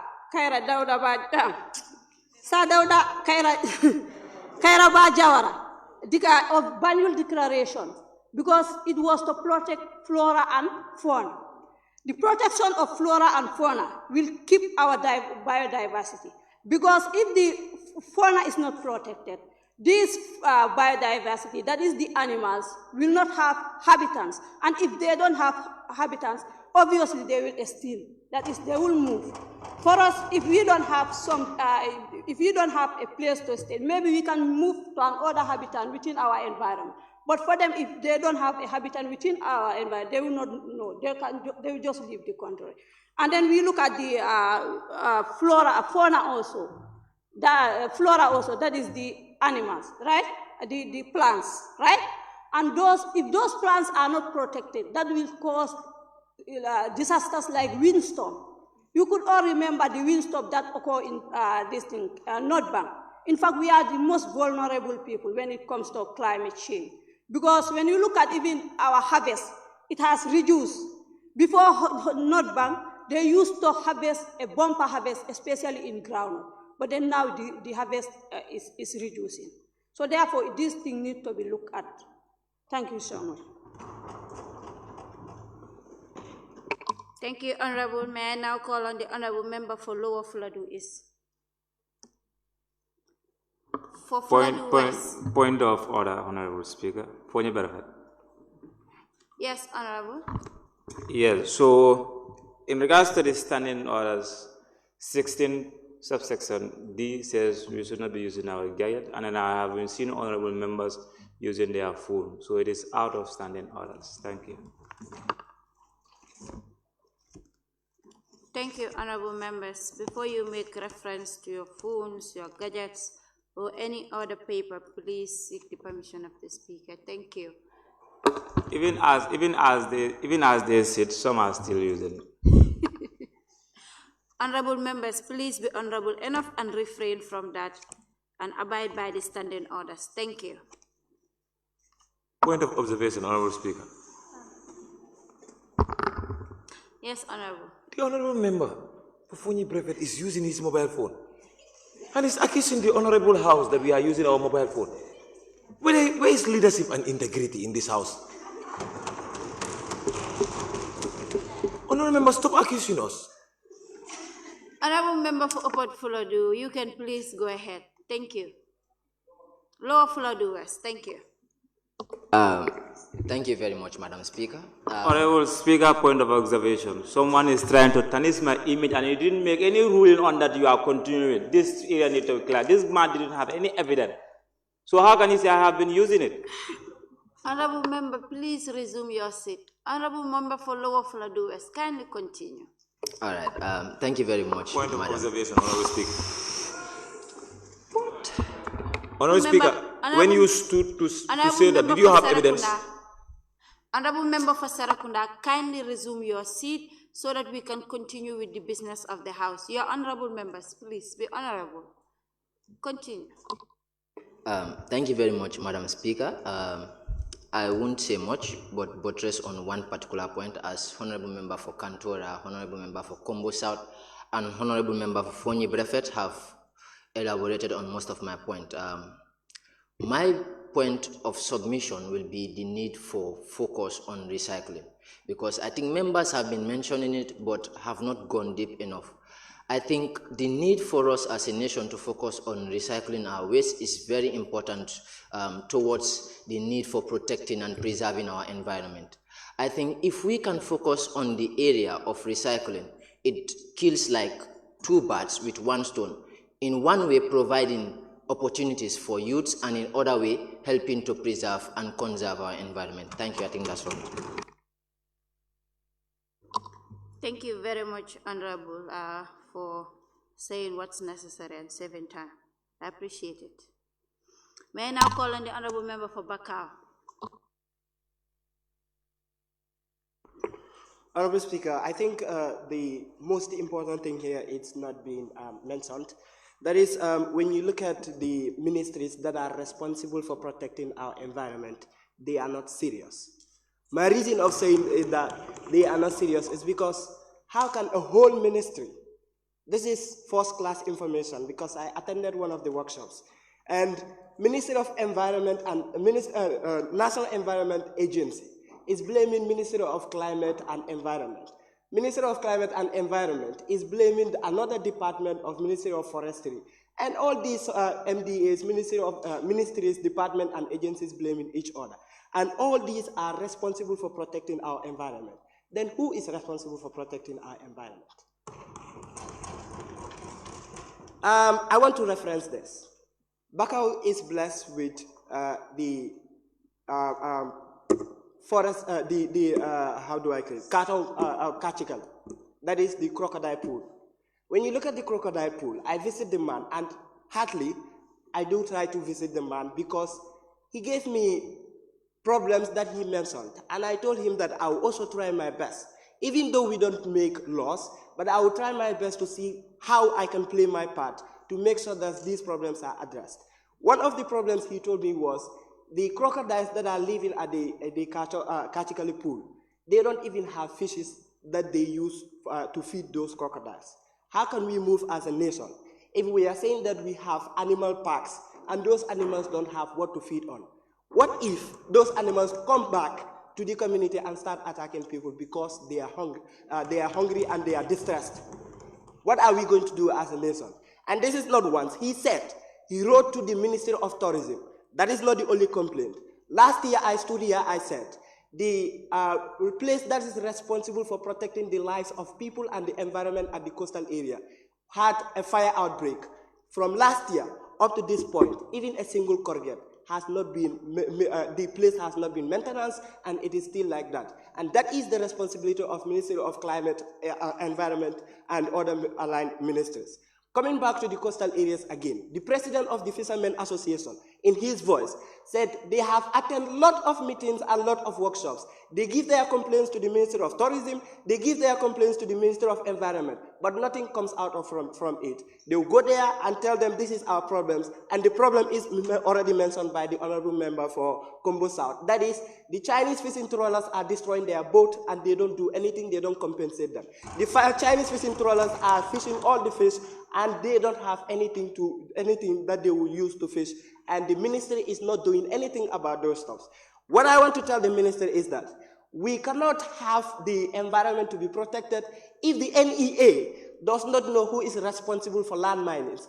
If the Ministry of Lands does not know who is responsible for the parks that is at Abuko Natural Reserves, the one who is responsible for feeding the crocodiles at Bakau, we should make sure that these ministries, departments, and agencies clearly have defined roles and responsibilities so that they will be able to know what to do and who to hold accountable if there is any missing points or anything that is not done, so that even us as citizens will be able to hold them accountable if there is anywhere that we need to hold them accountable. I have said it the last sittings, and I am saying it again. And I know if they are listening or they are not listening, they should try to make sure that what I mentioned here is very crucial, because we are losing the crocodiles, we are losing our lands, we are losing the young people, because all these are our environment, and if they are not protected, we are going to live. Thank you very much, Honorable. May I now call on the Honorable nominated member for Basse. Thank you, Honorable Speaker, for giving me the floor once again. I will start with a quote which says that we won't have society if we destroy the environment. And what we do to our environment is just a mirror reflection of what we do to ourselves and others. As Honorable Member for Basse said, Mumbe kus wale be kas. Environmental issues are present issues worldwide, especially in low and middle income areas, which the Gambia is not an exception to it. But guess what? We can still do things that will help us to move away from these environmental issues. I will talk about turntable here, the road that has just been newly built. Go to the gutters there. Those selling Cafe Tuba, they will come at night, sell coffee. In the morning you go there, the cops, everything, they are littered and left there. And Honorable Speaker, our planet is facing a serious problem like pollution, climate change, and loss of natural spaces. These issues affect our health, our well-being. For example, dirty air can make us sick with breathing problems and respiratory issues. We all know how our health system is. And if we cannot take care of our environment, if people get sick because of the things that we are doing to the environment, who is going to cure them? Where are they going to get medications? Honorable Speaker, environmental issues is a challenge for me, is a challenge for you, is a challenge for everybody in this house. Everything starts with me, it starts with you, and it starts with everybody. It starts with every Gambian. Waste management at our own level. Sanitary issues in our own houses. We cannot settle it, so how can we settle the ones that are outside the houses? How many people or how many youths in the community are still doing setsetal? How many people in the community are still doing setsetal? And even that setsetal issue, I believe the government should put it back into consideration to be bringing it once in a month or twice in every month. Because go to the environment and see how dirty it is. You feel ashamed. Go to Senegal.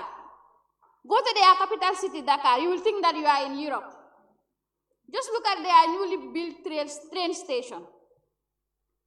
Can the Gambia have that too? Of course we can have it. We can have more than that. This is just a small country with less population of people. Honorable Speaker, let's take our own responsibilities, and the government will take his own responsibilities. Everything starts from you yourself before going outside. Thank you.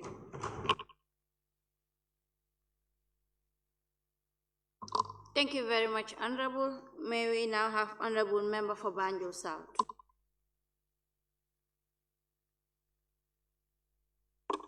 Thank you very much, Honorable Speaker.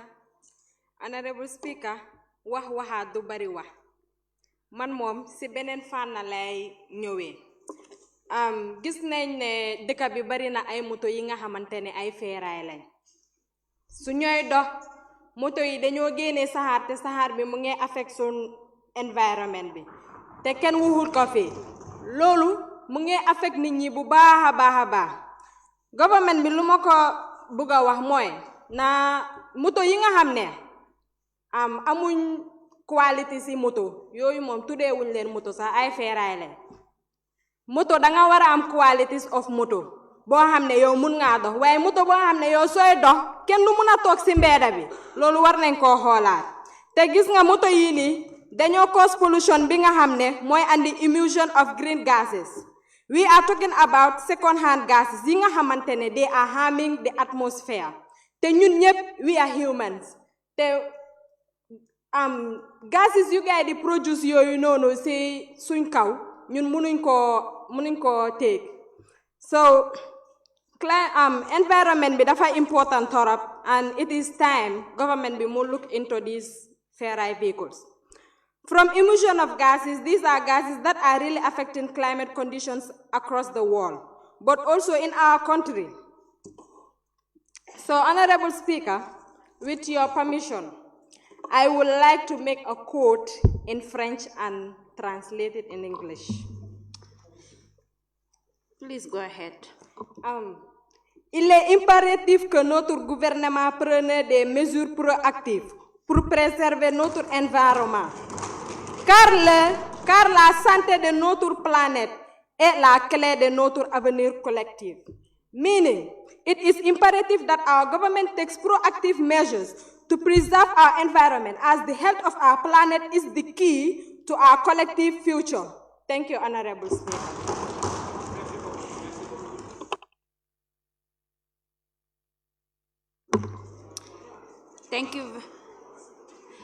Thank you very much, Honorable. You see, I am very proud of the female honorable members in this house. May I now call on the honorable nominated member for West Coast Region. Thank Thank you so much, Speaker. I think what I wanted to say has already been elaborated by the Honorable Member for Combo South, because I am Honorable Member for West Coast, notwithstanding I reside in Combo South. So for that being the case, he has already talked about that. However, it is important that we promote renewable energy and also try to reduce dependency on fossil fuels.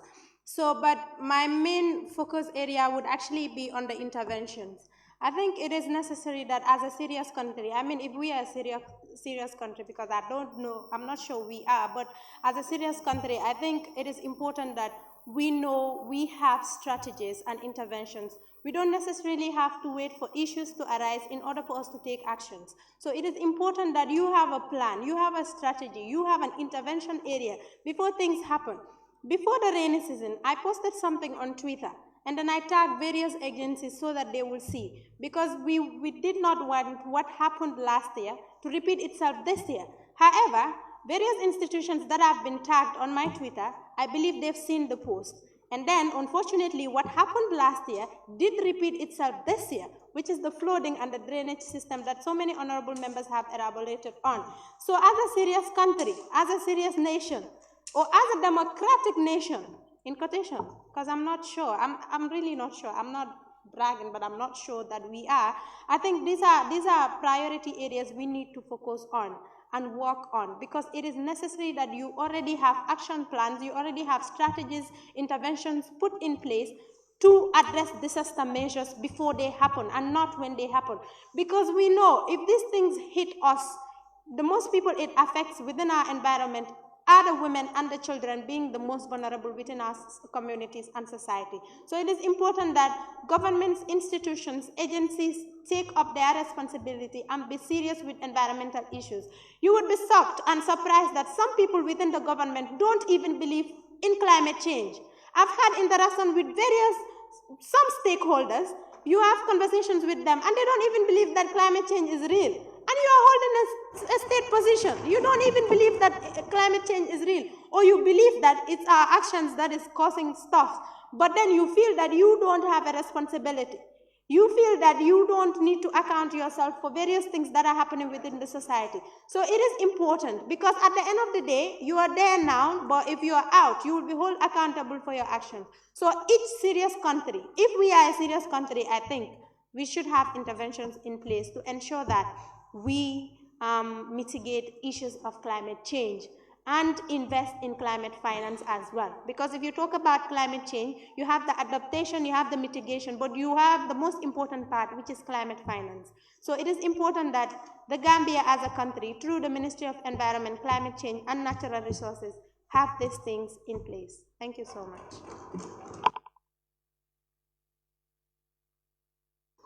Thank you very much, Honorable Member. Yes, we're a democratic country. Our democracy is work in progress, but we are. Thank you very much. May I now call on Honorable Member for Basse.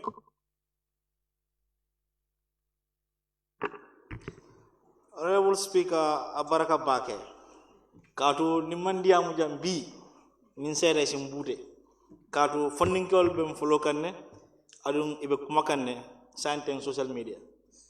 Honorable Speaker, Kumbo Kumadado Liafanya Menteng, science and constituency Kumbo Balabiji, Munketa climate change.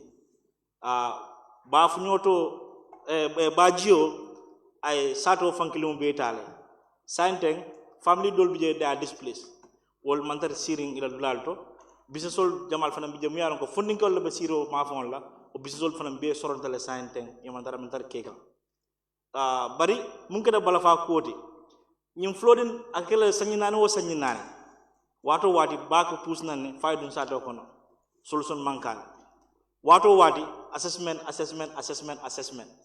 mul batata walal mul batata assessment walal munati nyada nyinati nyada nyumakor karre minale makoro amga kudumi am solution nodi wato wati fonsi ferol lan mi yalon ko mbole kela pour koñi dang taw na bijo da kam passé Chinese construction company ni natale yela assessment okay niaju e babe dami ani bijo be dami a jam fata ñola mulaki ne okay because mala fi bajo ni naselda ay bijo ñu ko fa So, but nde mbediam la masakundai, especially the physical planning. La planning authority ni be dulal di la molla. Ye dulal di molla mu yalan ko wol manke jis bor dulal siloti. Ni banko ka mol patande baake kango sena biya fa nyame mumbe kusolo be kas. So ni banko be kan am problem moldi. Ni be dulal di la molla e kana dulal di molla mu yalan ko is a natural reserve. Mu yalan ko is an agricultural reserve. Yo dulal bula je feren ye nyina wolla. Ye dulal di molla mol sino dame. Do fa na fa nan jang about this mining. Ni mining sign I sare jamal tinyade because I can never phone dol bije sign han sid la phone ma sodono so ni moy ko ko la quality so ba masa kunda danel e funding kol mako mu yalan ko la business sign ta closer e fere dol fundindi mu yalan ko abe ide mal honorable speaker abarka ba. Thank you very much, Honorable Member. I can see today we are doing very well in the management of time, which is appreciated. I will take the second round of speakers, and before we close the motion, please raise your tag. Clerk, please help me with recording.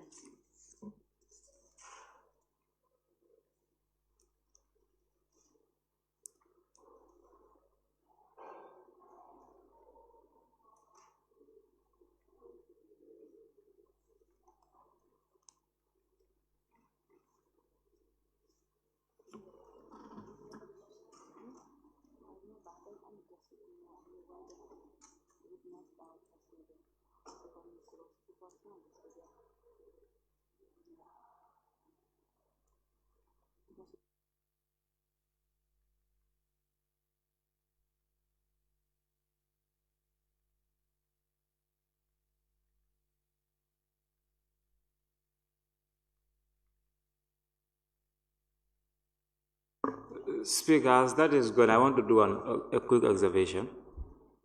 Yes, please. Yeah, so this might not be directly related to the discussion rather, but the clerks are doing that. I want to confirm this. If the Secretariat have written to GRS and QTV, because if not, we cannot be having them just to come and make their storyline and then go. Come the people, again, please.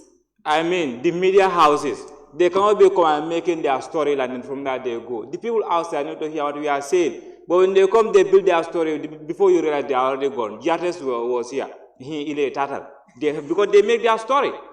Thank you. Thank you very much, Honorable Member. Unfortunately, that is not within our control. However, the National Assembly is live streaming our session, and everybody, whether a media house or individual citizens, have access to be following our proceedings live. Right now, they're broadcasting it live on Facebook, and everybody has access. Come again? I mean, that involves cost, that is data, but we want TV.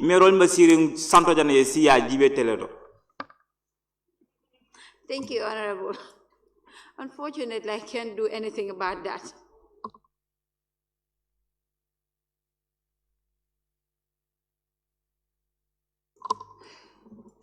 May I now call on the Honorable Member for Jara West?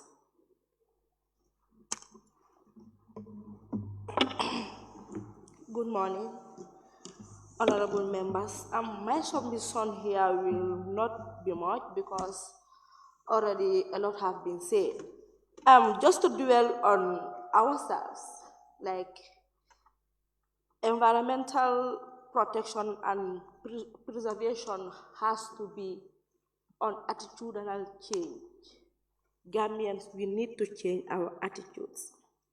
Like for example, we are doing this to ourselves here, but then, for example, if you have an opportunity to go outside the country, for example, now being a visa, so I know I'm going to America or I'm going to Europe, I'm going there and I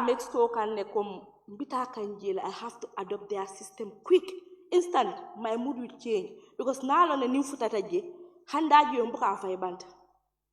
Ye domoro ke minti ora chingo mo akaito ibuka afai banta. Muna sabu ite la country to ita ibo tale ya feji. Hanma dunka tawle de.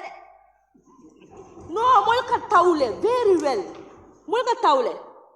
But definitely mo to tawo fon tala baga because already wol ye lol le soto mi yalan ko ni kayto fay iko mil tamata iko dinni wol fon kana fay ko kayto sika and you ba sika lele by force because woto je a lobby je le ko nyanta kayto manya na fay jang hani mine kata mbalito ka je le full mbalit ina yake mule korda bunda mi fon tami korda ako ya cika ko mbanta cikala nte fo mi tamu na korda nata yambali to da yalla na korda bunda a cika ko mbanta cikala because already nte ma dula so asikeno mfe man dula so mba sambala dawe o luwalti ye mi en te fanan sembentru ya ko ni moye balito fayila korda bunda ibe ni nekala bari nte mo kino min tawta na balito fa jani tara america hani cingom kayto nta fel nte tawta le nte tawto bakele. So this has to be within. It has to come from us. Like the government has a whole lot of role to play in this aspect because implementing and making policy and implementing is two different things. Kabiri ye endeavor ta you make policy. Just make the endeavor to implement such as like hold people accountable. More final la. Yes. You arrest me for this or yang muta nyin kuola I make so yen tilindi asilola otherwise ntara jena de ba ima fenken wouldn't worry like anymore. I will have to do or repeat the same thing and nothing will come out of it because time will be about police tal that police will from batata nyada. So the thing is we need to change our attitude. Me yeminke wandia it's high time ya start yake ifo ya isaje at least hand government man ku odolke we can be proud and say at least ntama nyinke and do fana mark ni telephone that they will be surprised. Yes, the government will be surprised as manyul laws ke oram baka mol muta nyinna bari felenti ya krale ya make sure ila dula that environment is very clean. Thank you. Thank you very much, Honorable. May we now have Honorable Member for Sarakunda. Thank you very much, Honorable Speaker. jërëjëf si floor ba ma jox nii bugguma loon wax si affaire si waaye dama gis ne house bi gars yi neen miss benn point bu important te waa KM noo ko nekk di dunda muy Bakoteh Domside bi Bakoteh Domside bi ngeen rey nit ñi nekk Bakoteh suma national development ñu bari ñu ngee sofa si ay yenn feebar yoo xamante ne man suma boppa nekk ma scientist su ma nekkoon docteur ma mun a xayma feebar yu gaa yi nekk di jàkkantoo wala di jànkuwanteel foofu noonu waaye Bakoteh Domside bi KMC wax neen plain bi maire bi wax na mu ne KMC kese mënut a solve the issue of the Domside te boor boobu noonu Bakoteh di demee boobu noonu di ñëw suma constituency Lononkoona ñooñu noonu yëpp ñu ngee sofa because of the Domside because gaa yi fa yàlla lakka ay pondo dafa lakka ay plastique ak yu demee noonu na pare pollution bi si boppam su jógee rek ndeysaan su nekkoon ay picca noonu naaw sax doo ko gis because da ngaa gis atmosphère baa ngi dàkk te loolu noonu dafa nekk di disturb nit ñi te ñun ñu fa nekk yëpp gaa yi nekk di fay tax te tax boobu noonu mu ngee dem si poosi nguur te ñooñu noonu mënut a am lu leen ne so loolu noonu war nañ ko seet so KMC nu ngi oo central government pour gaa ñëw together pour gaa yi mun a make sure ne nu ngi mun a relocate Domside yi Bakoteh bi to an other place nga xam ne ñun ñu nekk boor boobu noonu duñ sona leneen bi mooy point of observation, Honorable. It's me. I just want to... Yes, observe.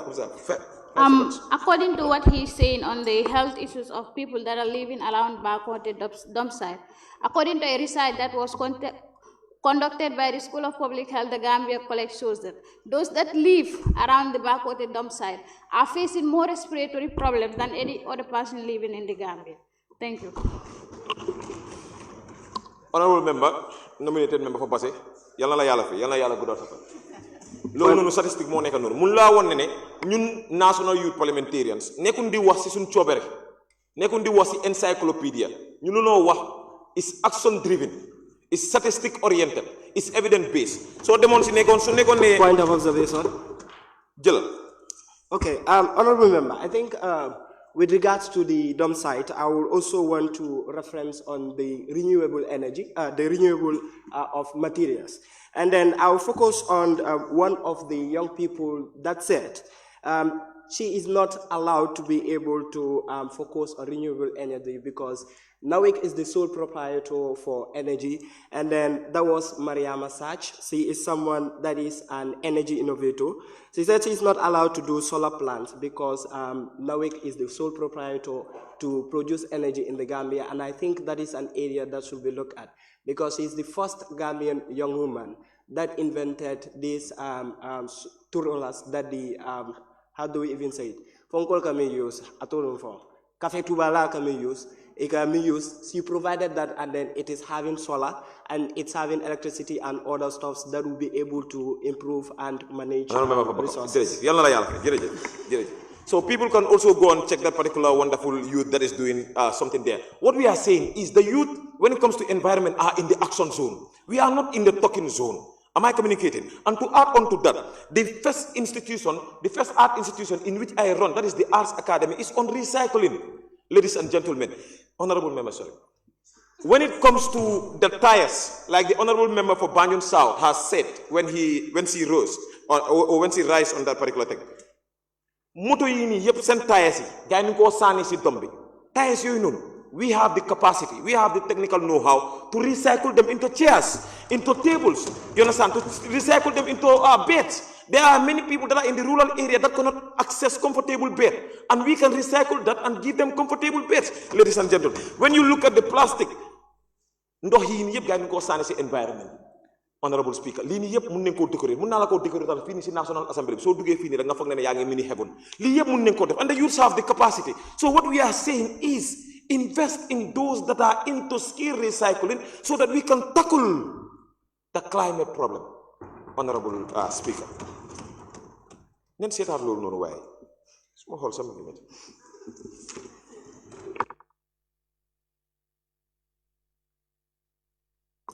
Thank you very much, Honorable. May I now call on the Honorable Member for Sami? Jarama, Honorable Speaker. Ngol do koy pular njir mi lebde sabu mbisi ba e cumdi ma foko ware mum de ñipata. Ndenon poddo ma o wallude siko on fallatama an a yahata. It is just sad that those tasked with the responsibility of serving as watchdogs on our environment are the ones destroying the environment. It is very disheartening to notice that some of the officers are conniving with dealers, timber dealers, I mean, and these timber dealers give them an allowance. I call it a close your mouth allowance. Give them allowance and they are butchering our forest. When you go to rural Gambia, we are facing serious issues when it comes to climate. And I believe a step needs to be taken. I know there are measures in place, but also it is not enough. We have a long way to go because we are facing a lot of issues, and all these issues are caused by the environmental issues. The issues of climate change, we are seeing day in, day out, floods, heavy storms, and whatever, we are witnessing it year in, year out. But still, I believe people need to be sensitized. And this all happens because of our own actions. One, the honorable member for Badibu, is it Badibu Central, spoke about foreigners coming into the Gambia and destroying our forests. I'm very cognizant of the fact that Gambia, we are part of ECOWAS protocols and whatever. Some of those treaties are there. But then also, I think these treaties should not be a stumbling block for our authorities to hold these people accountable and make sure that they are responsible for their actions. Because the number of damage they are doing on our environment is worrying. So I believe the government also should come up with other initiatives, at least to come up with competitions like for towns that are having the cleanest town and award them. I believe this will motivate other towns because these are happening in other parts of the world. When you go to East Africa, they have this type of initiative where they will award the cleanest towns or the greenest town every end of every year. I believe if we start doing that, the issue of littering will reduce drastically. So I believe government should look into this and emulate some of those good practices. So on that note, I will hold it here. Thank you. Onjara.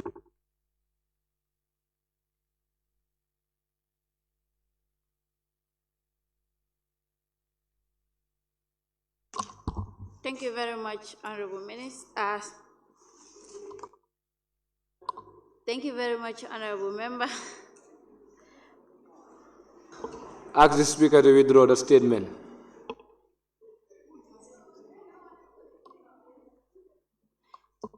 Thank you very much. I appreciate that. I appreciate that. Thank you.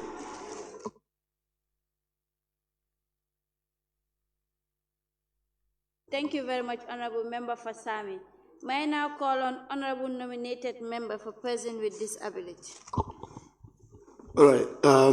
Thank you very much. I know some of you might be asking, what does disability have to do with environment? But before I talk about that, first, I think there is something very, very important. It's happening like yearly in this country, but nobody talks about it. That is bush burning. Yeah, if you live in the rural Gambia, you can understand that it's a I don't know, maybe it's a business strategy that people that are into charcoal burning will use. They will, deliberately shed bush on fire, so it could burn down all the green plants and trees within, so they can at least have the chance to cut them down and then burn them to charcoal. So I believe. Point of order, Honorable Speaker. Yes, Honorable Member for. Yes, Honorable. I'm sorry, these are parliamentary procedures. My apologies. But what I want to observe is on the standing order, section 25, subsection 1. Thank you. Let's observe that. Do you want me to read it? Yes, sure.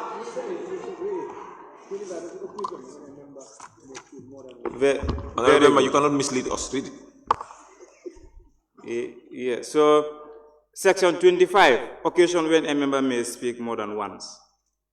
Section 1. No member may speak more than once on any proposition, except in committee. We are in committee stage, so that is out. The mover of the substantial motion, so he's not the mover of the substantial motion. Chair, No, but I did not point speak. of observation. Hello. Point of observation. Okay. The honorable member did not speak twice on this matter. I hope the pressure of the House is not carried. Honorable Speaker, let us observe Honorable Member for Bricket.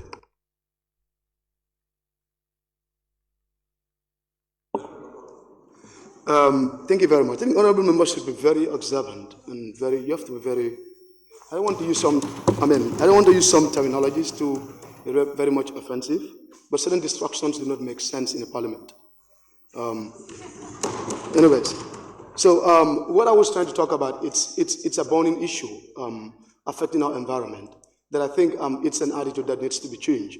Otherwise, we'll keep on having, environmental pollution and environmental destruction. And if bush burning take place, it doesn't only affect us as human, but also animal. So I think it is high time for us to live as human and allow animals to enjoy their kingdom. And the other thing is, you can understand that if it's very hot sometimes, there's this category of disability that suffers a lot. People with albinism. It's too sunny. They find it very difficult to even go out sometimes. And mostly this is caused by maybe the environmental destructions or the damage that is caused on the environment. So we have to understand that environmental protection is not limited to only us, people without disabilities, but even people with disabilities has a lot of issues with that. Even myself, if it is too hot, at times you find it very difficult to be able to, open your eyes, or even to be able to read at some point because of it's too sunny. So I believe it's important as a nation and as young people, to look into these things. Some of you might think that, okay, look, because there is no job opportunity, so we'll have to rely on this one to at least gain funding. You cannot use a problem to solve a problem. So I believe environmental protection could even create about more of employment opportunities. Because young people spoke about government investing on agriculture. But how do we expect government to invest on agriculture if we are still damaging our environment? Do you think if we grow, we're able to harvest more of what we want? So I think we need to look into that. And also, sand mining, it's a major issue in this country. Though it is important for people to construct. We all want to live in a beautiful house. But let's also, government should also look into detailed accounts of that. Where do we allow people to conduct the sand mining? Do we have to do it everywhere? Let's look at areas that have been affected. Like small capital like Banjul, for example. You allow people to keep on doing that sort of activity. Banjul is sinking, whether we know it or not. It's gradually sinking. So I think we need to look into that. And there are a lot of companies operating within. We call them manufacturing industries. They cause a lot of environmental pollution. We need to look into that as well. And also some of these gas stations we have, and it's only in the Gambia you can see a petrol station within a community. They should be located in the outcasts of the society, so they don't cause they don't affect people directly. So I think there are a lot of things that we need to look at, but also we need a lot of advocacy as well. Because during rainy season in the Gambia, a lot of young people organization into tree planting. We just plant trees. We don't even talk to people about the importance of tree planting and how they can able to manage the forest. You understand? So that is something that we need to look at. But also, I'm also appealing from the government to also support initiatives from young people, especially young people that are into environmental protection. Because you want to have tree planting exercises in Basia or areas that you believe have been affected, but maybe you don't have the funding. You understand? But also the most important thing is attitudinal change. I participated with ST Foundation for Environmental Awards sometimes last week. We were doing some cleansing exercise within, Sukuta, from the traffic light towards the market. But could you imagine, we are picking, some rubbish along the way, other people are throwing the same thing, they are littering. As we are cleaning, some people are making a lot of destruction at the same time. So we need more of attitudinal change. Otherwise, I wonder when shall we... Thank you very much. May I now call on Honorable Member for Bandali.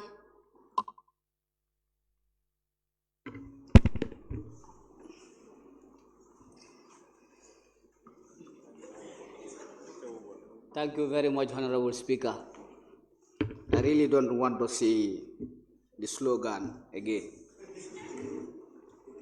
Akumaya bata ko nene nina alfa dobe kachala. Ako mimbe kirim fo ya korosle bangay ko hani. Ako wadi tambidanu. Dafengol dolbe nun jam. Ni sulata keje bi ite jelano. Munkamma dole kidota konkoya muta.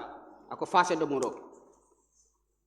Ni sango la karoje sango e ka fo mi rabid ate kering wala nabe kering aman siya bak fenko jolal kay ko e bonke minango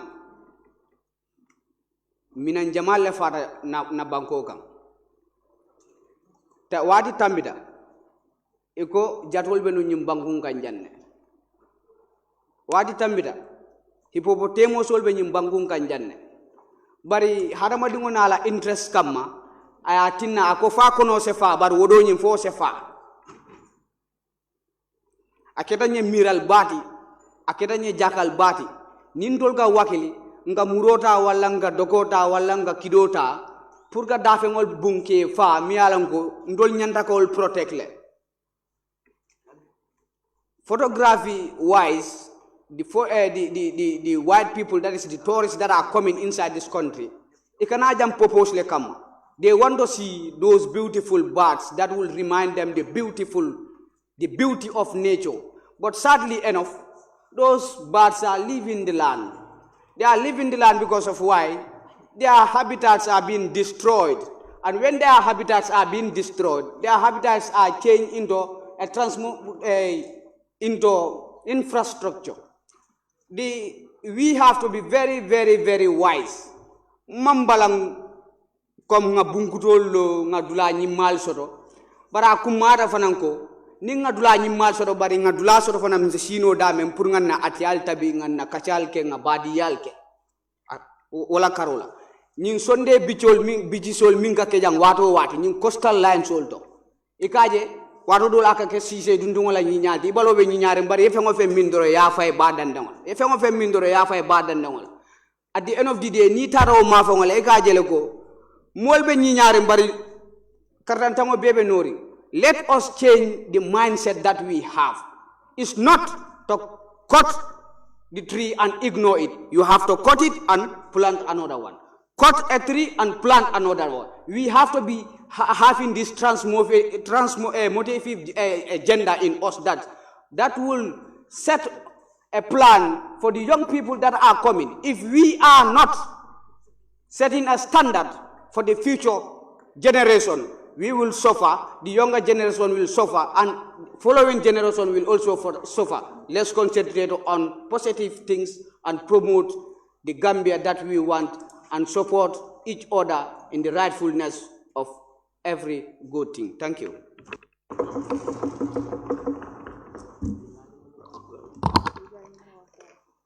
Thank you very much, honorable members. Honorable members, may we recognize the presence of the Deputy Speaker of the National Assembly of the Gambia, the Permanent Secretary of Ministry of Defense, the Deputy Minister of Defense and delegation from the Republic of Austria.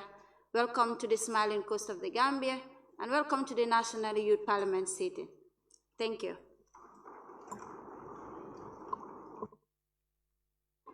May I now call on the honorable member for Nyamina West.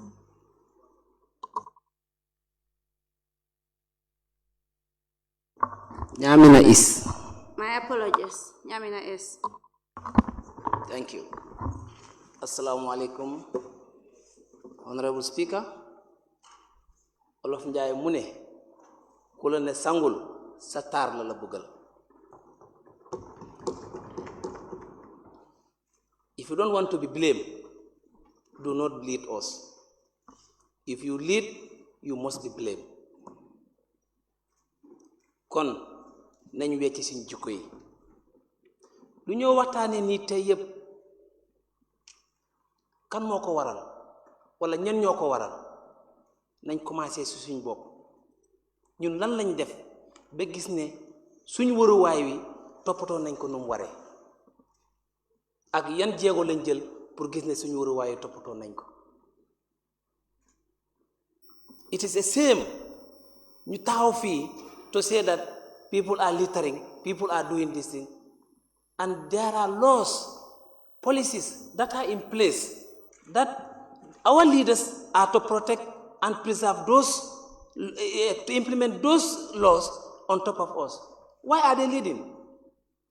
All of us cannot lead, but we take some of those people to lead us in order to guide us and to protect us. What are they doing to protect our life and our livelihood?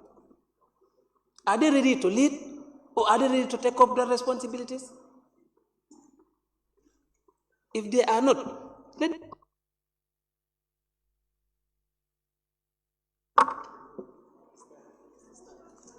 4 minutes.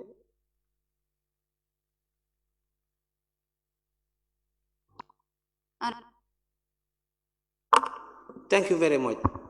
So what I want to say here is, the environment belongs to everybody.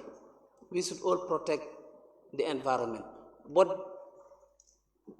the primary duty bearers are our government. We put them there to protect our life and livelihood. You will notice when you go to the rural Gambia, all those charcoals, all those timbers are processed from those places and brought here. Those people going for trek and others, they are the very ones who are buying those charcoals in order to bring it in the town. For us in the rural Gambia, we are not using charcoal. But those men that are going to their businesses, they are the very people who are buying those charcoal from us. Let them let the government provide subsidies to the farmers so that we will not venture into this dangerous activity. Because this is harming us and it's harming our life. Look at the rainy season that has passed. We were expecting bumper harvest, but when you dig your groundnut, nothing is there. We pray to God that we have achieved some of millets and millet and corn, but groundnut is failing. Without you only have groundnut but not groundnut. This is why we must take our government to action. Let them implement the laws and policies that are in place. Hey, gis nga suñ fi tejante wut fi duñ dem ci kanam. dañu war a jàpp ñu tëjante because ñun ñooy def loolu suñ fi seedee baadi yaa duñ dem maslaha si ndom bi dafa rëy dafa bëri trop nañ bàyyi maslaha si ndom bi lu waa wax ku def dara ku def naka suru noonu ñu teg la si yoon suñ ko deful duñ dem wallahi duñ dem wax ji di bëri rek waaye maslaha bi dara du dem déw mi du dem si kanam fekk ñu ngee seet yow maa bokk ak yow wala lu ma bokk yow hey su ma bokkee yow ndey ak baay soo deful naka suru noonu te yoon waxul loolu lu yoon wax laay def dama lay jàpp tëj ñu xam ne si man la commencé su ëllëgee keneen du ko def nañ bàyyi caaxaan nañ liggéey dañ am responsibility bu ñu war a def and there are people sitting down there waiting for us. What do they expect from us? Development. Are we eager to bring development to them? Or are we ready? That honorable member for Bakau will give you that responsibility and will give you that ministry so that you can run the environment. Thank you, honorable member. Within our midst is the Minister of Defense for the Gambia. Welcome, honorable, to the National Youth Parliament, and welcome the Minister of Defense for Austria to the National Youth Parliament sitting. May I now call on honorable member for Sandu. Thank you very much, Madam Honorable Speaker, my fellow parliamentarians. First of all, I would like to start with the NDMA, that's the National Disaster Management Agency. A few years back, we held, I will call a training, and also where we created a prototype in which people can able to have access, to this prototype. This app right now is prototype. It's not yet an application. Where if it is processed to become an app, that people can able to have access to this in order for you to know the flood area in the country, Gambia. Up to date, we are waiting on them. Nothing is done about that. Nothing is done about that because we are promised that they are going to give us an amount of $102,000 in which is not yet done. The half of it which we are promised is not yet given to us. It's over 2 years now. So coming to my constituency, where I am from, my village, the road connect to Changali, the road connected to Misia, and the road connected to Diabo. The flood currently have taken that place. Where we are, I will call it as an island. We don't have any place to move on, to go. The only place that we can go is to use the Jimara side to cross to Kosema, and we use the boat or the canoe to cross that place. So I'm urging on the National Disaster Management Agency in order for them to take a look on this. And the other thing is that it's about the fishing net. We have fresh water there. The fishing net that they are using to catch fish around our area, now see just a large fish. We call them as suyeo. Those who understand what I'm saying. Okay? Now you can't harvest those big fishes there simply because the net that they are using in our area. And the cutting down of trees also the same thing. Deforestation is happening there. Deforestation, in which you need to look on that if we talk about the climate change for us to have a good environment. Like we also have swamps there that we can invest in these things in order for us to at least help us sustain ourselves there. Plantation of the right now the network start on a work in which they are on it to plant trees all over. That I think is already done now. So we are calling on government for them to look on these areas, for them to support us in order for us to mitigate these problems in our area. One is the fishing net that are there and the road that already is covered with flood. Already, like I'm speaking, I told you people that we don't have any place to go. It's only for us to use the canoe or the boat to cross to the other end. We cannot have access to our people on the other area of Sandu, honestly speaking. Thank you very much, Honorable Speaker of the Council. Thank you very much, honorable member. Thank you very much, honorable member, for those insightful debates. At this juncture, honorable members, may I now call on the mover of the motion to respond to the question, to the concern. Point of observation. Yes, honorable. Driven by the passion that the honorable members when they are giving their submission. As the chairman to the Standing Committee on Environment and Climate Change, I want to challenge the honorable members. Let's lead by example. Each of us, we should not wait for the rainy season. Each of us, let's all plant a tree as a commitment to our deliberation. Thank you. Thank you very much, Honorable. May I now call on the mover of the motion to respond to the concerns raised and wind up the debate?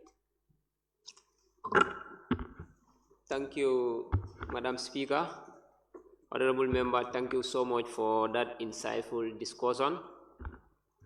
As we all see, and some of you have already said it very clear, all this environmental hazard and environmental degradation are as a result of our actions. So human actions also causes this environmental degradation. I will first of all start with one of the honorable members from North Bank who talked about the intruders, the Nduro Nabe who entered in through the borders and then cut down the trees, expressing his frustration on how it causes on them. So I will relate it to the human activity, like when animals that should eat grasses, the grasses that should be eaten by animals are being born through bush burning. Now the available will be the trees. The people will come in and cut in the trees. So first of all, we need to prevent bush burning. When we prevent bush burning, the animal will have the grasses available to eat. Nonetheless, the government should also, or stakeholders around that end, should strengthen their regulation. There are regulations responsible for that, cutting down of trees. Even if you are to cut down a tree, you should be mature enough to replace that tree with another tree. For example, each and every one of us in this house, if we can plant a tree, every year one tree, each one plant one, how many trees will you plant in 20 years to come? Perhaps in your lifetime, you will plant a lot of trees. And then this will eventually remedy the implication of climate change. Lack of proper planning is a cause of some of the, like the drainage system and other planning, lack of planning system. For that one will go to the stakeholders and the ministry that is responsible, that is the physical planning. There should be well planned to avoid, those implications. Because if people settle down already in a place, before they settle down, you have drawn your plan, you show them whatever is necessary that should be done. So if they start settling down, human being lived with materials. You use materials. And if you use materials, those materials are no more in use. One of the honorable members mentioned it here, that when you use material, you try to reuse them.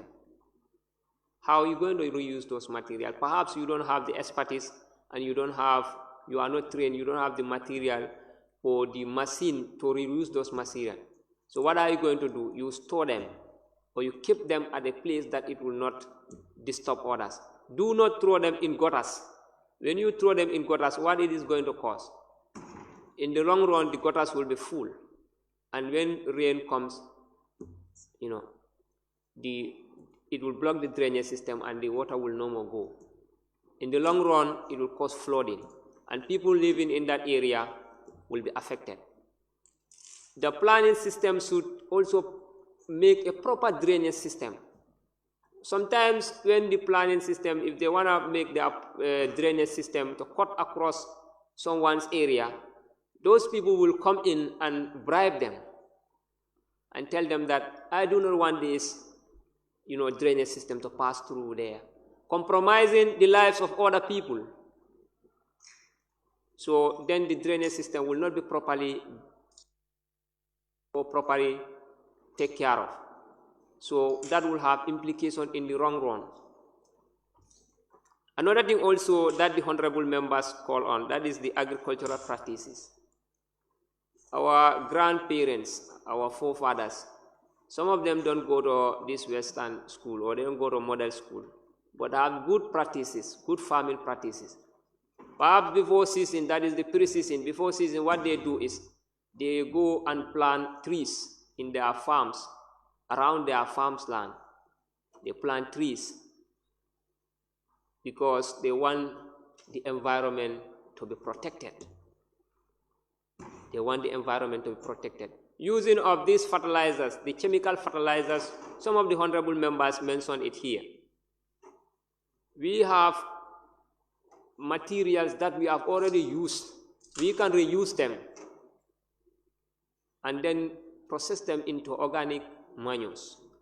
We have people who are expert in that in the Gambia here. All they need is the support to venture into that area and the encouragement from government. I know people who can do it, who can change these materials that are already being used, and it will also prevent what? It will have waste management, it will prevent waste management. To use that as a manure, and that will be more healthier for our health system.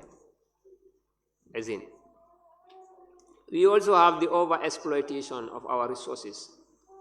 The honorable member for Combo South talked about it, that is the fishing areas. In the fishing areas, like if you over-exploit the fishing, like you continuously fish in an area, you use these big trawlers that catches small fishes, you are over-exploiting the area. In the long run, where are we going to get the fish? If all the fishes die, the young ones that should grow for us to feed on them, if they are not there, where are we going to get the fishes again? That's a question and that we should think about. Waste disposal, some of the honorable members, Bakau and Serekunda, talk about it. That is the backward dump site. It's not only backward dump site. There are many dump sites in the Gambia. What we lack in the Gambia is the regulations are there, but the regulations are not being enforced. Someone mentioned it here. Someone will come and dump in front of your compound gate, and you will tell the person, remove it. The person will tell you that, who are you to tell me to remove it? Or the person will refuse to remove it there. Is that human? That is not human. Human being, you should respect your neighbors. Do not cause harm to them. These are some of the things. The backward dump site, one of the honorable members mentioned here, it has a health implication on the people around that end. A survey was conducted by the public health that most of the people living around that end have respiratory problems around backward end. So is that not alarming? It's really alarming. I think the stakeholders should take up a responsibility. If the KMC are saying that they alone cannot manage, that is quite worrisome. I think it could be a collective responsibility of every government stakeholders to tackle that backward dump site once and for all. We cannot leave that danger there. People continue suffering. And you say these other people alone cannot take care of it. Who is going to take care of it? Who is going to take the responsibility to clear that backward dump site? That's a question that I leave to the authorities. The industrialization, this is also a very distinct, and people rarely talk about it. The harm of the industrialization may not be seen at instant, but it has a long-term effect, because these gases that are emitted in the industries can deplete the ozone layer. When it depletes the ozone layer, that is why we are experiencing heat. That is why we are experiencing heat. And in the long run, when the ozone layer is depleted, in some countries we see rise in sea ozone. They are causing flooding. We are not praying for such in our country, but it's a collective responsibility of everyone in this world. We all contributed. We have contributed to that harm that that country is caused on. So it is a collective responsibility for the whole globe to fight against climate change. The mining and extraction. Mining and extraction is also something that affects our people, more especially the people that are living in that area. For those people living in that area, if this sand mining, when it is not properly taken care, the water float could come into our villages. Perhaps when you are living around Faraba if the mining area is not properly taken care, when heavy rain falls, what is going to happen? Flooding will happen. And perhaps it will come to our communities. When it comes there, we will suffer at the end. Honorable Speaker, point of observation.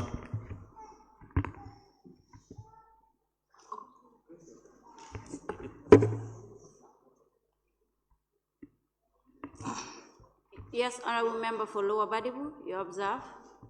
Yeah, I allow him to observe. Yes, Honorable Speaker, you talk about time management. Can you ask Honorable Member to just summarize, please? Thank you. Honorable Member, please take note. Thank you so much, Honorable Member for Basse. I'm trying to summarize this. Is what you have said. I'm trying to wrap up in a summary sort of. So very soon I will be done, inshallah. Good. So all these things that we have mentioned, it has implication on our societies, and I have already stated them. I will not like to repeat myself. So I would just like us to reaffirm our commitment as patriotic citizens, to take it upon ourselves, to plant trees and to take measures. Do not eat and throw foods. You have to start with yourself. One of the honorable members mentioned it here. Start with yourself and then you lead. You plant tree every year, other person will see you and will imitate. Therefore, collectively, we will save our environment. Thank you so much. Thank you very much, Honorable Member. I now put the question, Honorable Members. It has been moved and seconded that this Honorable Assembly do adopt the resolution, and be it resolved that this August Assembly do consider and adopt the motion for the government to take proactive measures to preserve and protect the environment. Those in favor, please say aye.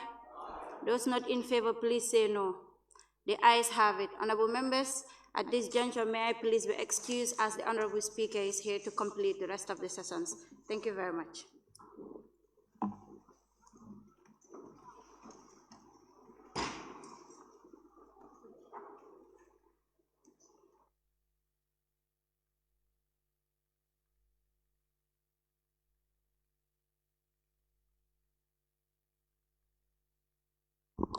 Thank you, Marizim Yosef.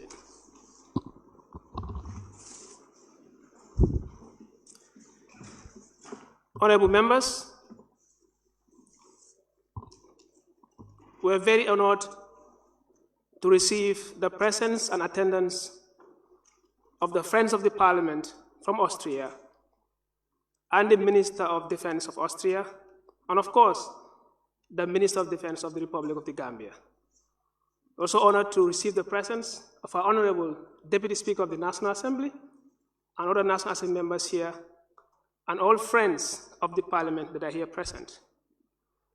As we get into the last motion for the day, we want to emphasize on the presence of these dignitaries and how that relates to the amazing role young people play in peace-building processes, but also in the implementation of the Youth, Peace, and Security agenda.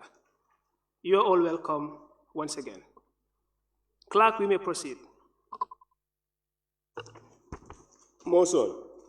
Be it resolved that this August Assembly do consider and adopt the motion on the role of youth, government, and community in the implementation of the National Action Plan on Youth, Peace, and Security by the nominated member, Honorable nominated member for West Coast Region.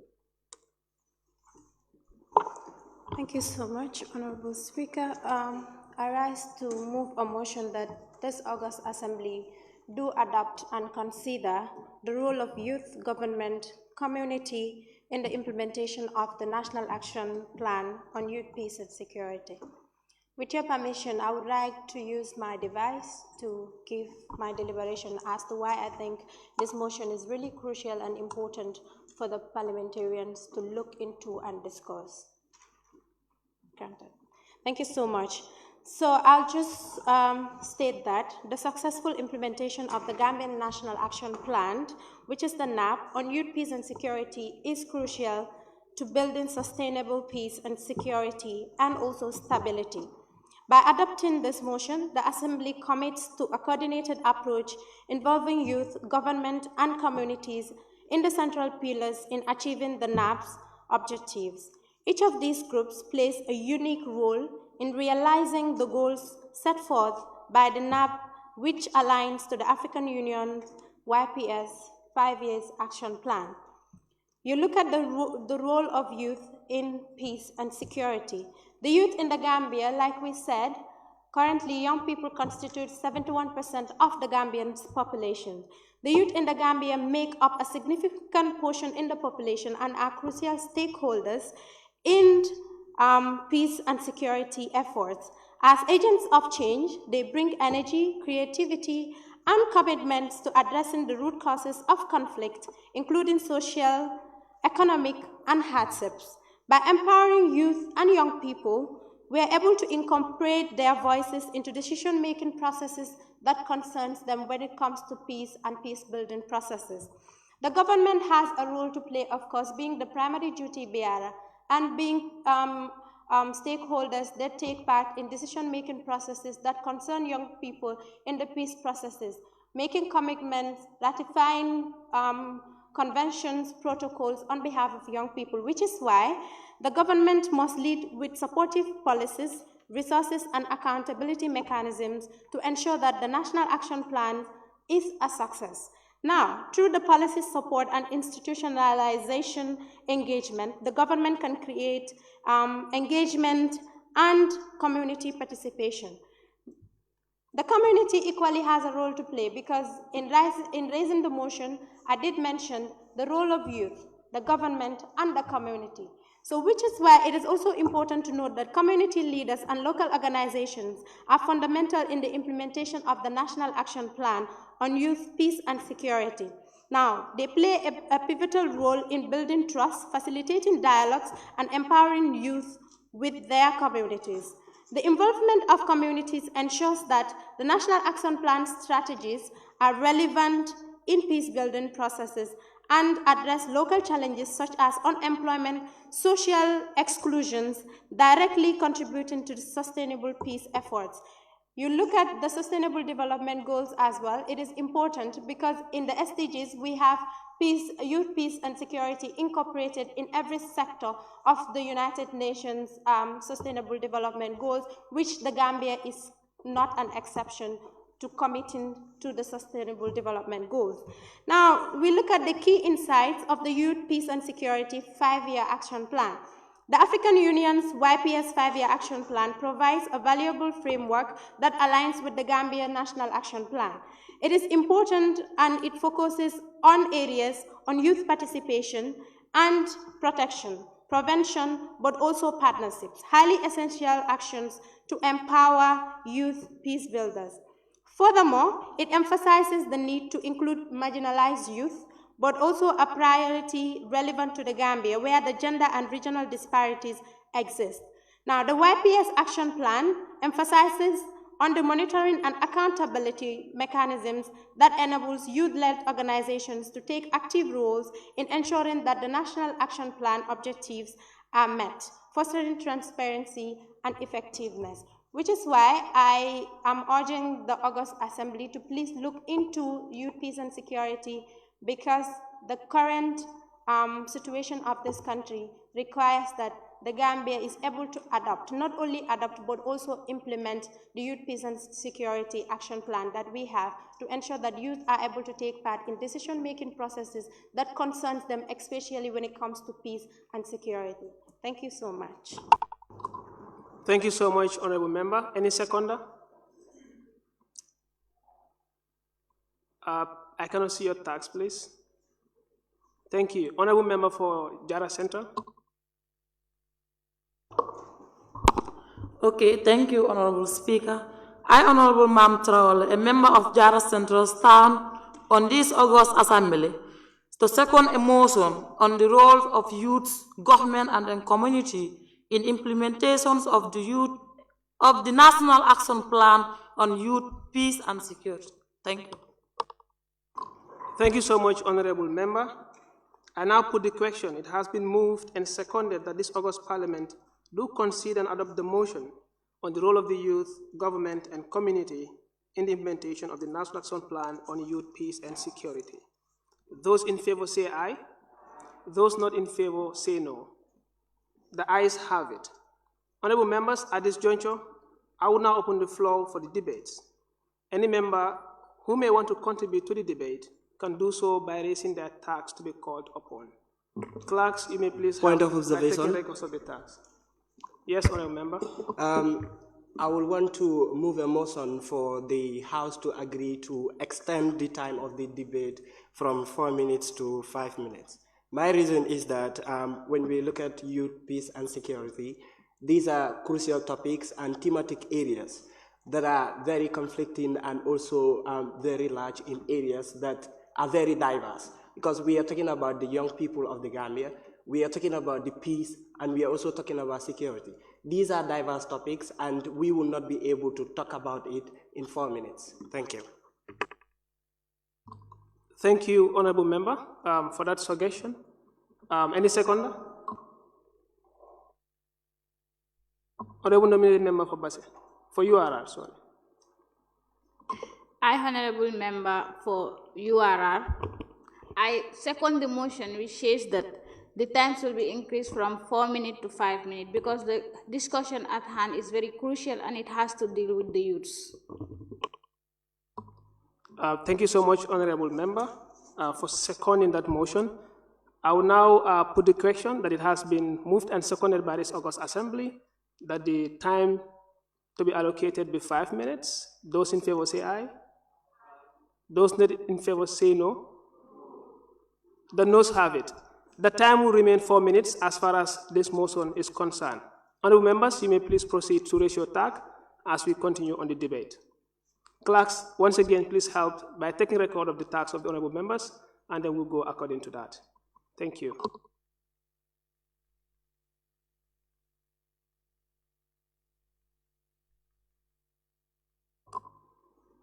Honorable member for Latrikunda Sabiji.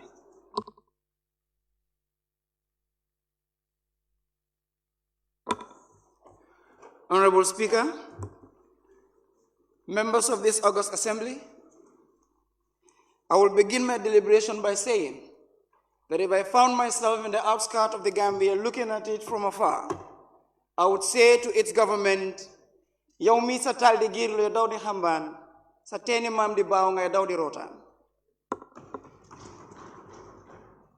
The Gambia is one of the most blessed countries as far as our location is concerned, and it is crucial that we note that our activities in promoting peace and security does not only stop in our country, but goes beyond the sovereign region of the Gambia. And evident to this, we can see that the role that the Gambia has played in ensuring that peace is promoted in other countries that could be seen even far-reaching across the borders of Africa. Honorable Speaker, with your permission, I would like my submission to be based on the roles of government in peace-building processes, in ensuring that the young people are actually given the opportunity to take part in that process from the beginning. I'll also look into the roles that the young people can play to ensure that peace and security becomes the mantra that everybody can chant whenever they rise up as far as the life is concerned. On the aspect of government, Honorable Speaker, I would underscore that there has been widespread consultation on the development of the National Action Plan on Youth, Peace and Security in the Gambia, which I commend that it's something that was a need and that it has been duly done. However, as an advocate of the young people's participation in peace-building processes, I am urging the government to cost our National Action Plan, because there is a need for government to show commitment by giving a cost as to how much they intend to put in to ensure that the action plan that will be developed by the team that has been going down on consultation would be seen as fully implemented in the country. Because whenever they go outside on international platforms, they will always look back and brag of the fact that we have an action plan that is developed to ensure that youth, peace, and security is implemented by the young people of the Gambia. Again, Honorable Speaker, the young people have underscored their participation even before the mentioning of a national action plan for youth, peace, and security. We have seen young people involved in agricultural activities, which is a very important step to ensure that we promote peace. because a hungry man is an angry man. Young people being involved in agriculture actually puts a stamp on ensuring that there's the promotion of peace and security in the country. Again, Honorable Speaker, we have seen young people in the Gambia that are part of civil society organizations going round to the nook and cranny of this country to ensure that there is high level of sensitization on the importance of peace. But not only that, we have seen that they have urged young people across the country to ensure that they take part in the process of peace, in the process of promoting peace and security in this country. Honorable Speaker, I urge the government again in their quest and strive to align the National Action Plan on Youth, Peace and Security to the United Nations Security Council Resolution 2250. Let them ensure that there is an allocation that the government will put in place to ensure that the implementation of this particular document become easier for the young people of this country, and also ensure that our activities goes beyond what we see today, because it is our duty to ensure that whatever we do today is beneficial to the generation that is yet unborn. Our actions today will determine the position of young people that. Thank you so much, Honorable Member. May I now call on Honorable Member for Sabah Sanja.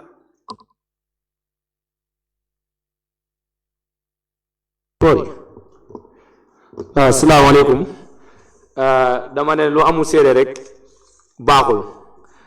Demba taxaw naa fi moo wax fi ne am na lu ma def Sabah Sanjal, but the Right Honorable Deputy Speaker of this Assembly mu witness ko mu di Honorable Sidi SK Njie mu nekk loo xamante ni mu ngi nekk si kaaraange ak si jàmm.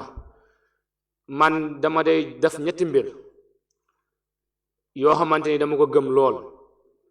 Suñ buggee maintain the security level and then the peace level of this country, foog ñu doxee nii jàmm jàmmal ak jàmmalaat. Ñetta yi nii man su ma amee jàmm danaa jàmmal keneen ki su amee jàmm dina jàmmal ñëpp, te loolu moo nekk jàmmi Gambia. Tey ñun ndaw ñi sin rôle ñun dafa important lool. Ndaje yu bari ñun ñoo fa day daje ñu neen. Soo ñëwee sport ndaw ñi nga fa day fekk. Soo demee feneen fànn ay lamb yeeg bëre yu yëpp doo dee sport ba den ay component la ñun ñoo fa day nekk. While sports goes with violence.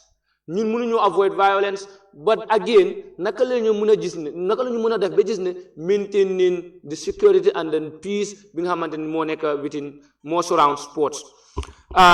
ñu ñëwaat si beneen fànn bi. Man am a storyteller te wax naa fi ne man maa nekk best storyteller in the Gambia in the last neck of 2022.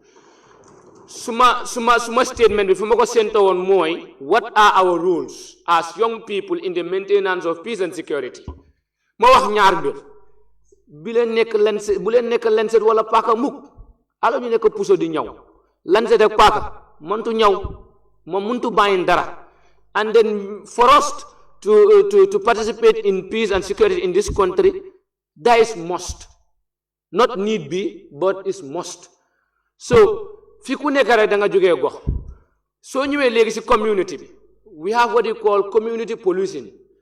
Man, I'm proud to say I'm a community policing because su ma gisee luy yàqu dinaa la wax ne dinaa la joxoñ baraam ne la baal li nga def ñëkk di yóbbu réew mi kanam. Te mun nga si isi jafe-jafe.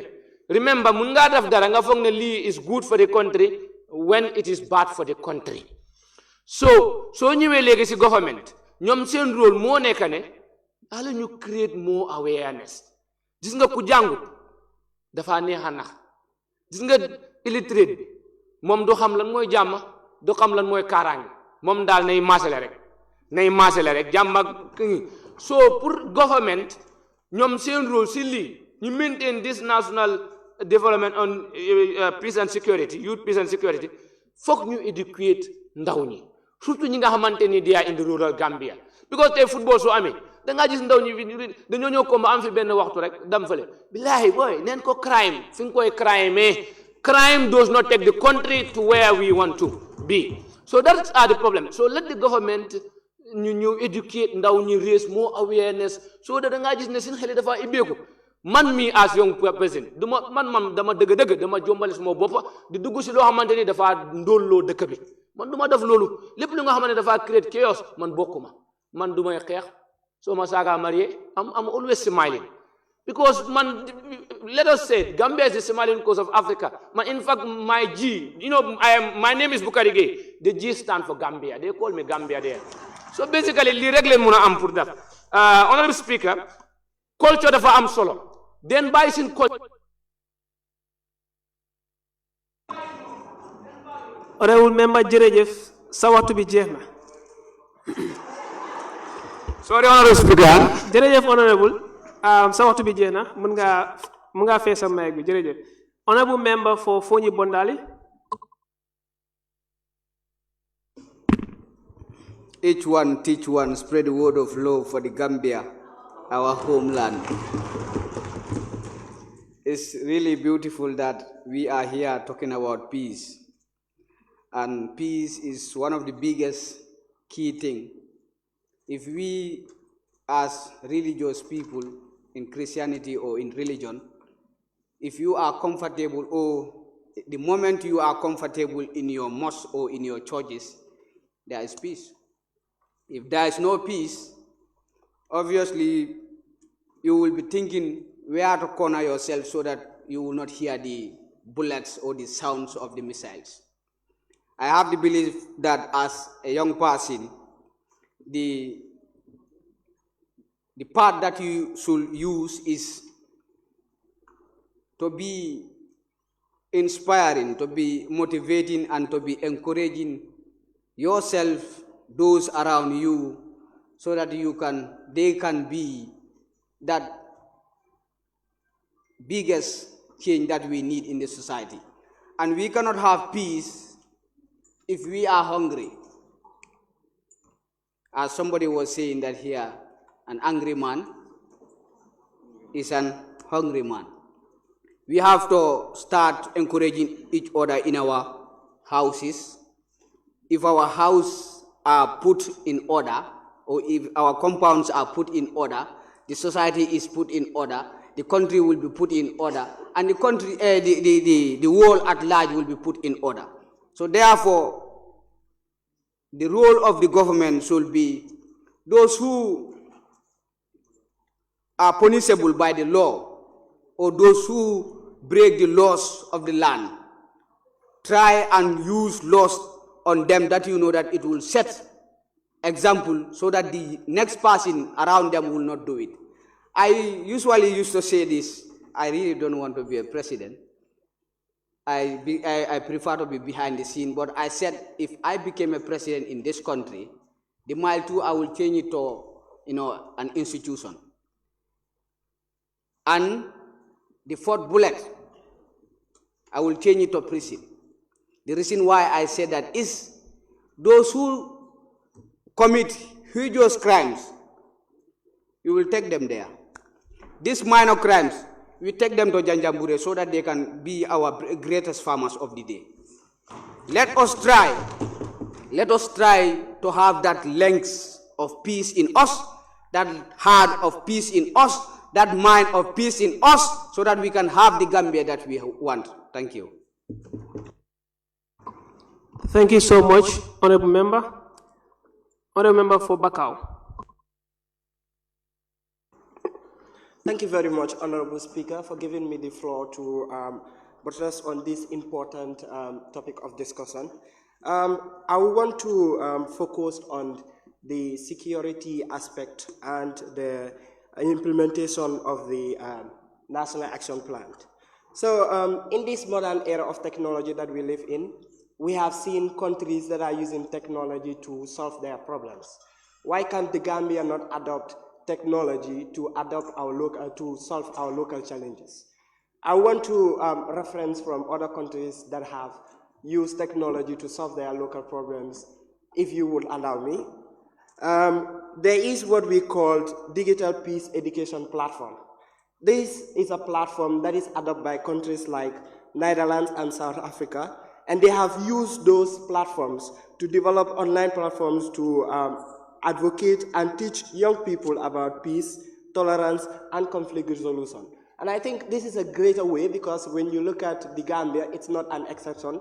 Everybody has an electronic device, be it a laptop or a mobile phone. You look at the number of percentage of people that are using electronic devices in the Gambia has increased to about 70%. That means almost majority of the people are using electronic devices. And I believe using technology, it will be able to make sure that we have young people and others to learn about peace, tolerance, and conflict resolution. I will also take examples of other media or other technologies that have been used. That is online conflict resolution reporting tools. We have data analysis for violence and prevention tools, digital literacy, and cybersecurity. And we have seen that most of the people are using TikTok, and then I believe TikTok will be a media that most people can use to advocate for peace and also bring in development. But also, the governments will also use technology to empower young people to be able to help others, because you cannot give peace to others if you are not at peace, and you can only be at peace if you have all the necessary materials or your needs. So the government should be able to empower young people through technology. But how can the government do that? Let us invest in young people that are trying to bring innovation. We have software engineers here. We have young people that are involved in robotics. We have young people that are involved in cybersecurity. The government should make sure that and enhance the skills of those young people so that they will be able to solve the local challenges of our country and use technology to solve all the challenges that we are facing. And the youth, peace, and security is not an exception. Thank you. Thank you so much, Honorable Member. May I now call on Honorable Member for Fonyi Councillor.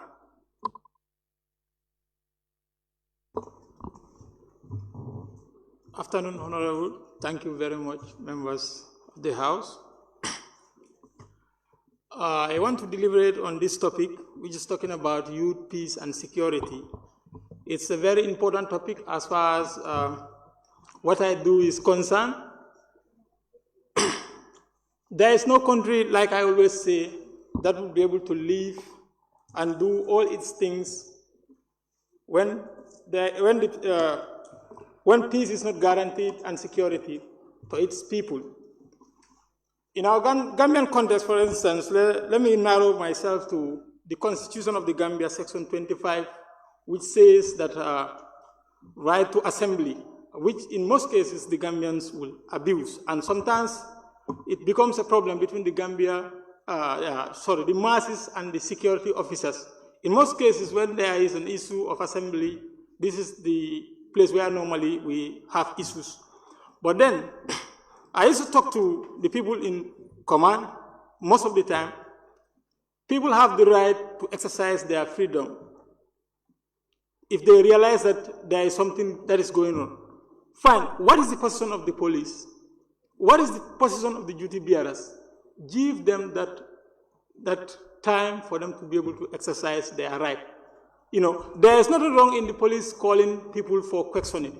There is nothing wrong about that. But if you question them, if they are able to give you something that is tangible, please give them the space and then resonate with them, and if necessary, you release them.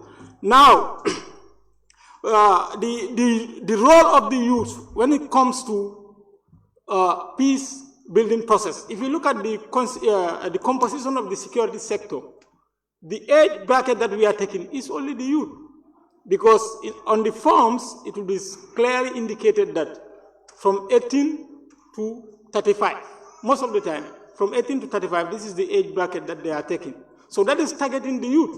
So you cannot leave the youth behind when it comes to peace building. Do you understand? But what is the role of the youth when it comes to this, when peace is a threat? What roles do we think we can play? Because we realize that one thing as a society in the Gambia, the police and the youth, they are always at loggerhead. Because the youth tend to abuse what is given to them. The law is very clear. We are there to protect our country. It's a collective responsibility, and the youth has to be included in this. Now, if the youth fail in their responsibility, what do you expect the security should do? Because the security should make sure that this peace is an everlasting peace. It is not threatened. That is their duty. They have to safeguard and protect people. So, in as much as they want you to they allow you to have your freedom to exercise your rights, they also look at one thing, because if there is no peace, there is no development. So this is why the police also try to make sure that people who want to, set threats to the peace and the security of the state, they must neutralize them. Okay, the other thing is, if you look at security, by definition, it is telling you that it is a condition of not being threatened physically, that is one, psychologically, emotionally, and financially. So this is the responsibility. Wherever peace is threatened, all this. Thank you so much, Honorable Member. Honorable Member for Fonyi Bintang Karanai. Good afternoon, Honorable Speaker, and thank you very much for giving me the floor. The motion at hand is very important, and then it is something that we as young people should cherish and then move on towards realizing its adoption. The National Action Plan for Young People, the consultation have been ongoing, and then those in charge have reached almost all the districts or the respective representative areas, so that the voice of young people will be featured in this action plan. Much effort is being put on it. I think it is high time for the implementation of it. Looking into it, the government has a role to play, the youths have a role to play, and equally the community. Some of the responsibility of the government in that action plan that should be implemented is, one is to easy access to civic education. In this, the government should always try to create avenue where young people should always ensure that there is free flow of education, uninterrupted. And also to support the youth engagement initiatives. Young people have ideas, they have innovative ideas, but implementing them becomes issues because of lack of fundings. So the government should always try to support in such areas in order to facilitate the easy implementation of youth initiatives. Also, the government should also help in the area of providing economic support to young people. Now, coming down to the community, our parents, the authorities, the local authorities have a role to play, including ourselves as the young ones. We all have responsibility to safeguard the security of our own self first before we support others. So when you go down to, everybody have a responsibility. You as a young man has a responsibility. The elderly also have a responsibility to play. So in that aspect, let's stand firm. We all ensure that the norms and culture that we have found, that is the ownership, taking ownership of what is available. Once we do that, we will be able to forge ahead with the issue of security aspect. Also the youths, let's uphold and take ownership of what is being given to us. Young people, we have been claiming for several demands. But once it is given to us, we look into only our head as a young person. Let's look at what favors you, whether it favors the other person, your opponent. If it doesn't, if you count 1, 2, 3, 4, if it favors only you, and then it doesn't favor the other 3, please, for God's sake, withdraw it and then leave it to so that the peace will always continue to reign. So on that note, I will not want to take much of the time. I will lower down the motion here. Thank you. Thank you so much, Honorable Member. Honorable Member for Banjul South.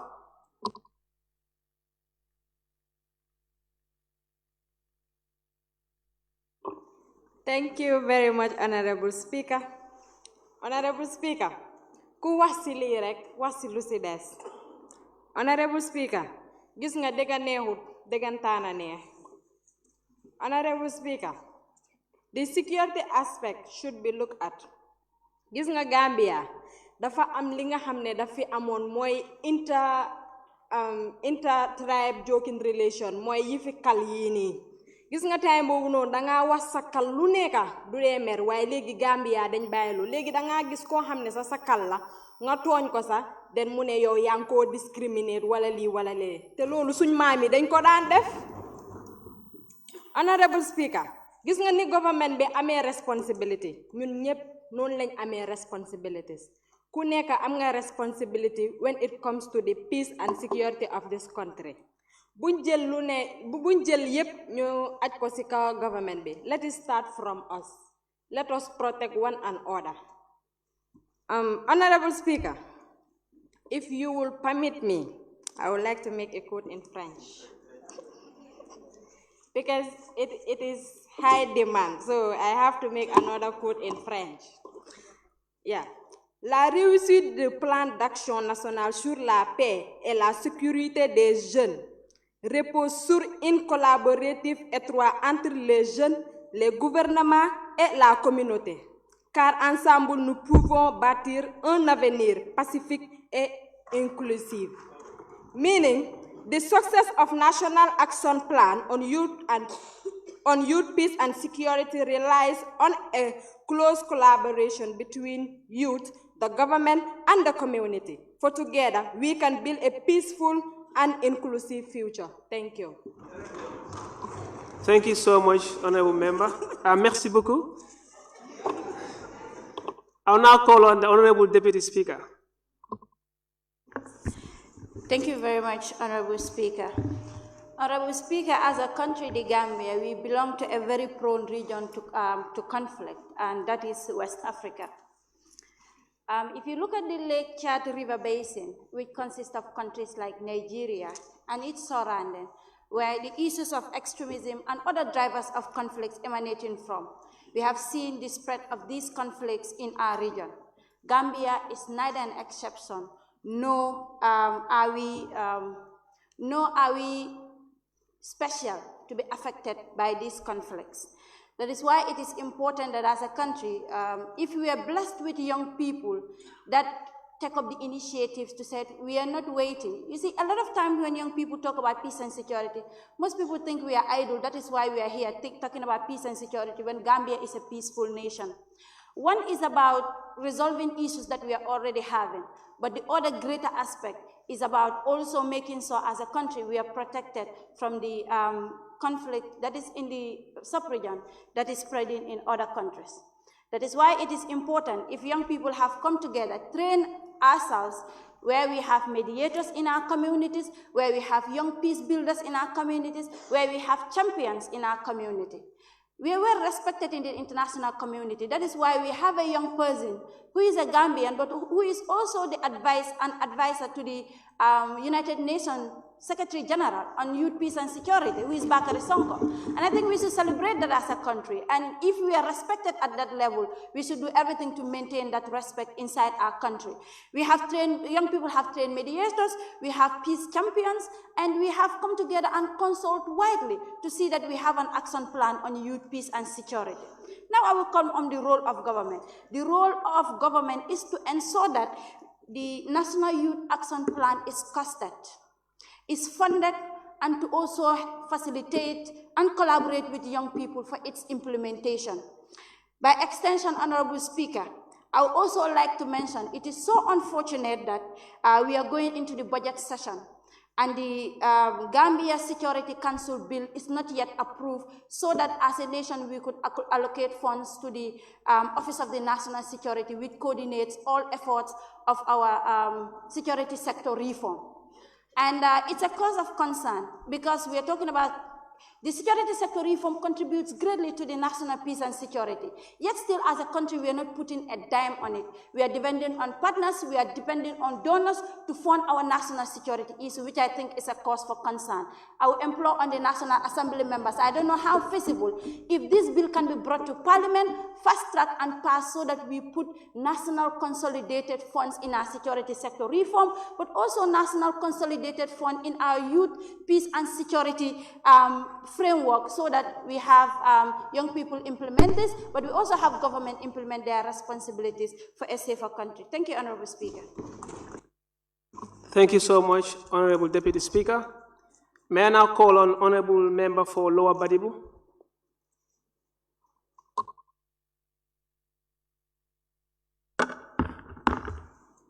Thank you so much, Honorable Speaker. The motion at hand is very important and crucial for us as a country. I will first of all divide my speech into three categories. That is the youth, the community, and the government. First of all, I will start with what causes the threat to our peace as a country. Then from there, we move on to our role, our collective responsibility to prevent or to stop the insecurity in our country. First of all, the causes of peace or insecurity in our country is injustice. When justice is not being served among citizens, citizens being annoyed, and it causes uprising among citizens. So first of all, we have to make sure that justice is being served among citizens so that no one's right is being violated. We know that rights also goes with responsibilities. If you have a right, try to fulfill your responsibility. If you have fulfilled your responsibility, your right should not be denied. Another cause of lack of peace is so many people are not aware. And then there is a statement which says, lack of ignorant to the law is not an excuse. If you are ignorant to the law, it's not an excuse. So, for that being the case, lack of awareness among citizens is also a cause of lack of peace in our country. Someone mentioned hunger. Hunger could also be a cause of lack of peace, because when you are hungry or when you lack certain things that are necessary for you to live as a human, it can cause you to be violent, perhaps to be a thief or to be a robbery. And when you are a robbery or you join a gang, it's going to cause lack of peace in our country. So going forward as a nation, we all have a collective responsibility as people of the same community. What are our roles as youth? Our role as youth is to serve as inspiration to our fellow youths. We are lucky, so many of us are lucky here that we are opportune, we know, at least we are aware. Let us not be people who will be igniting problems in our communities. Let us guide them. Even if at all we know that they are right, let us not tell them that, yes, you are right, you can go ahead and fight. We try to guide them and put them through, and then they take it through the right procedure to get their right. If you got your right already, and then like if someone come to your house and stole your property, where should you take him? You take him to the police. But you cannot also take a knife and stab him to death. You tell him that nina mutamba sola murola nafa. Sa enyanta kasama mindola. Ntol me ankon kala mutara. We should make those people aware and take them to the law. So the role of the government is to make sure that justice is being served among citizens. If people have a problem or there is something that happened, government should be partial. Thank you so much, Honorable Member. May I now call Honorable Member for Combo East. Thank you so much, Honorable Member. Let me straightforward outline that any peace and security endeavor that is absent of the participation of young people, the youth, it's bound to suffer an epic failure. Because let's face it, young people are the dominant characters when it comes to peace and security challenges, from the crimes that we have within our communities, to the violence, to the drug cases. Always, it features young people. I think we are all in agreement with that. With regards to our roles, young people I would say that young people are doing very well when it comes to peace advocacy, and that is well exemplified in the works of youth organizations that we have here, the like of the Youth Parliament I start with, and then others like the Peace Ambassadors, Peace Hub, the Gambia, which are all led by young people. But one thing that we continue to lack is the support, and that's where the role of government comes in. Of course, I'm not saying that there need not to be, young people are doing everything, okay, but a lot of efforts has been put in place, although there are more that needs to be done. But then the government needs to put in more support, and so that young people are at the deciding table when it comes to, peace and security issues. The young people need to be involved. The security sector reform is still, hanging somewhere, and young people continue to ask questions. Of course, this is a cause for concern. The security, the border security. Recently, we have experienced an increase in the inflow of foreigners that are coming from our West African neighbors, specifically the like of, if I'm allowed to mention names of countries, of course, Sierra Leone, who are here, in their mass numbers, seeking for job opportunities, which is welcoming. But then the border security need to be strengthened, and the regulations has to be there. It's just not that we allow these people to come in. Sometimes they come with some form of security challenges, peace and security challenges, as we have experienced with the like of recently the coups and others. So the other thing where the community comes in is community policing. I think this is something that the government, the security apparatus, should take a lead in. They should involve communities in community policing to ensure that there is peace and security. And as we get towards implementing these national action plans, all these three groups, the government, the youth, and the community have, an important role to play in it. And once that is done, then we will, at least, if not to the fullest, achieve the objective of this action plan, national action plan on youth and security, but we will have results that we will be proud of. Thank you so much. Thank you so much, Honorable Member. May I now call on Honorable Member for Fonyi Benefit. Thank you very much, Honorable Speaker, for giving me the floor. First, the document that which we are talking about is very much important, and then also for us to understand this, there need to be a national campaign so that all the individuals that are living in this country can know what the document entails. Because this cannot work when we don't know what the document entails. And the institution that is responsible of public and awareness is NCCE, National Council for Civic Education. You establish only one block, and you said that block to be responsible of educating the entire country. It will be very much difficult. NCCE, the capacity, the human resources that they are having is very, very limited. So the government need to look into that. And then also, for us also to be able to promote this agenda, the drug usage need to be controlled. Because in as much as youths continue to take in this substance, that abuse them, their reactions will always be negative. So the government should ensure there is control in drug. But also not only the government, but us as individuals and also in our various communities also. Because the government cannot be present in all the areas. We are having porous borders. So it means the community policing that which others have said, it is important for us community members, we also take note of this. And then also, for us to be able to realize this, hate speech, the hate speech that is currently going on in this country is very, very alarming. And then also when this continues, we have seen cases like Rwanda and other places, whereby as a result of hate speech, the country was nearly burned down. And then also the border conflict also.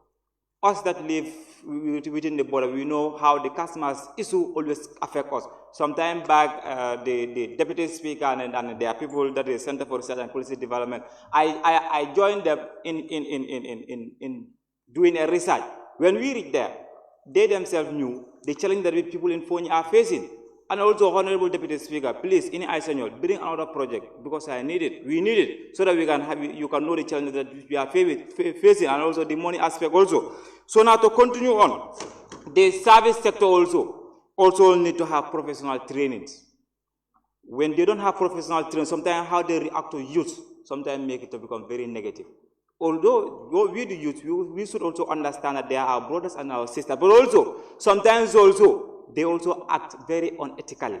And when that occurs, the youth will also act very violently. So they need service training also. And then we also need roundtable discussions. In that, you have the stakeholders, and these stakeholders also include the security sector. You also have the youth, so that we can discuss on issues that are affecting us. In that, we will see ourselves as collaborators, and then we work towards attaining the national peace that which we are all talking about. And then also we are talking about this youth peace and security. But also, the people that are also responsible of maintaining this peace are not having material that will help them in doing their work. We take example of the police station. When you go to police station, there are a lot of police that are not having vehicles. But check political parties. In fact, each of their bureau, you have more than 3 vehicles there. Let each of them donate 1 vehicle to police stations.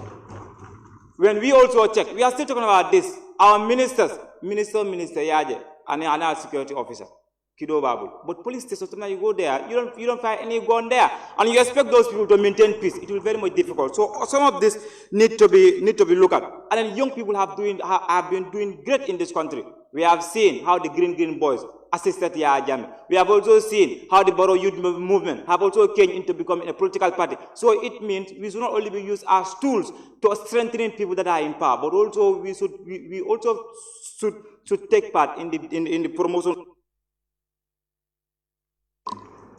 Thank you, Honorable Member. May I now call on Honorable Member for Serekunda.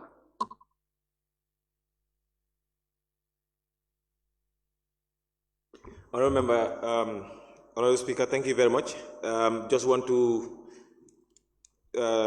put this across that I personally took part in the drafting stages of the National Action Plan on Youth Peace and Security. And what I want to share with you is, when it comes to the National Action Plan on Youth Peace and Security, the document and all the things that are there reflects the aspirations and the wishes of the people, and especially the youth of this country, when we went for the national consultation. And what we have been saying here since Monday to now is what has composed of what is in the document currently. It's like all of you have been consulted on what the National Action Plan on Youth Peace and Security is all about. Like, this is not a big deal. You know, when we come out and say National Action Plan on Youth Peace and Security, we think that it's a big deal. No, it's a document. It's a document. And what the document is talking about is, how can we maintain peace and security in our country?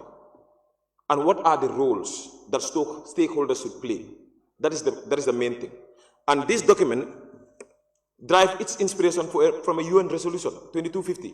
Remember, in 2015, you have almost 11,000 youths that have mobilized across the country to make sure that their voices are able to be heard in the promotion of peace and security in their different countries. And now you have billions of youths across the country that are into the business of maintaining peace and security. Now, when it comes to the role of youth and stakeholders, Honorable Speaker, I want to tell you that the role of the youths in this country in maintaining peace and security is very clear. They are into it.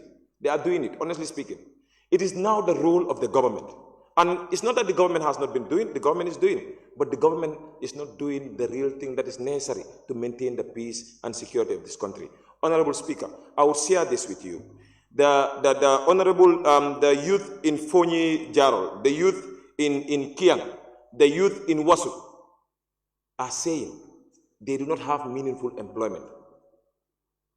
That is disturbing the peace and security in their country. They are saying, because they do not have skill centers, their youths are not engaged, so they are into drug. And because now they are into drug, you don't expect them to maintain peace and security in their country. They are saying they have lost hope because there are massive corruption. What I'm telling you is not me that is saying it. I'm telling you what the youth in this country have said. Because on the 9th September, we went across the country and we have met almost to 15 constituencies across. And all the youths that we have met, this is what they have said. Those that are in the rural area, they said that we should decentralize the services that are in this country. Now today, if you want to have an ID card or passport, you are in Basse, my friend, you have to travel from Basse to here in Banjul to be able to get certain stuff.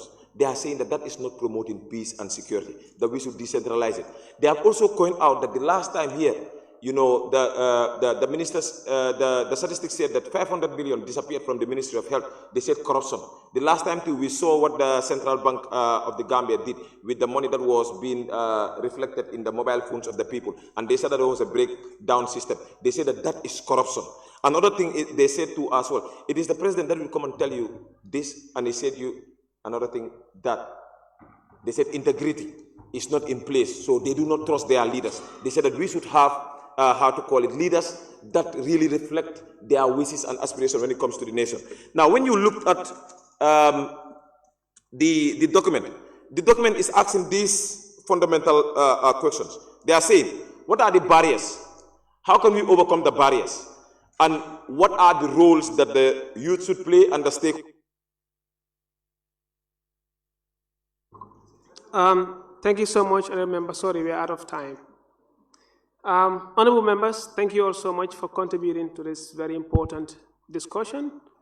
It has been an amazing moment talking about the role of young people in youth peace and security, but as well in its implementation, and of course, what the government can do in this aspect.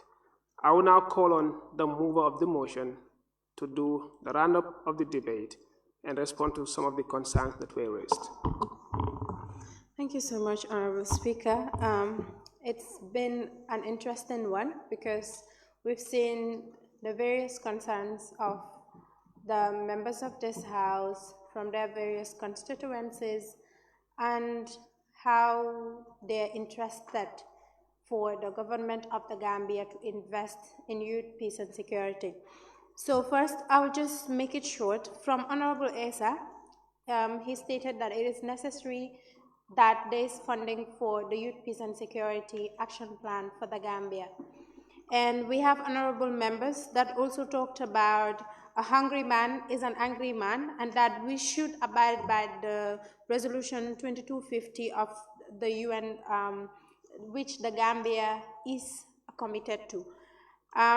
We've also had from Honorable Bukhari,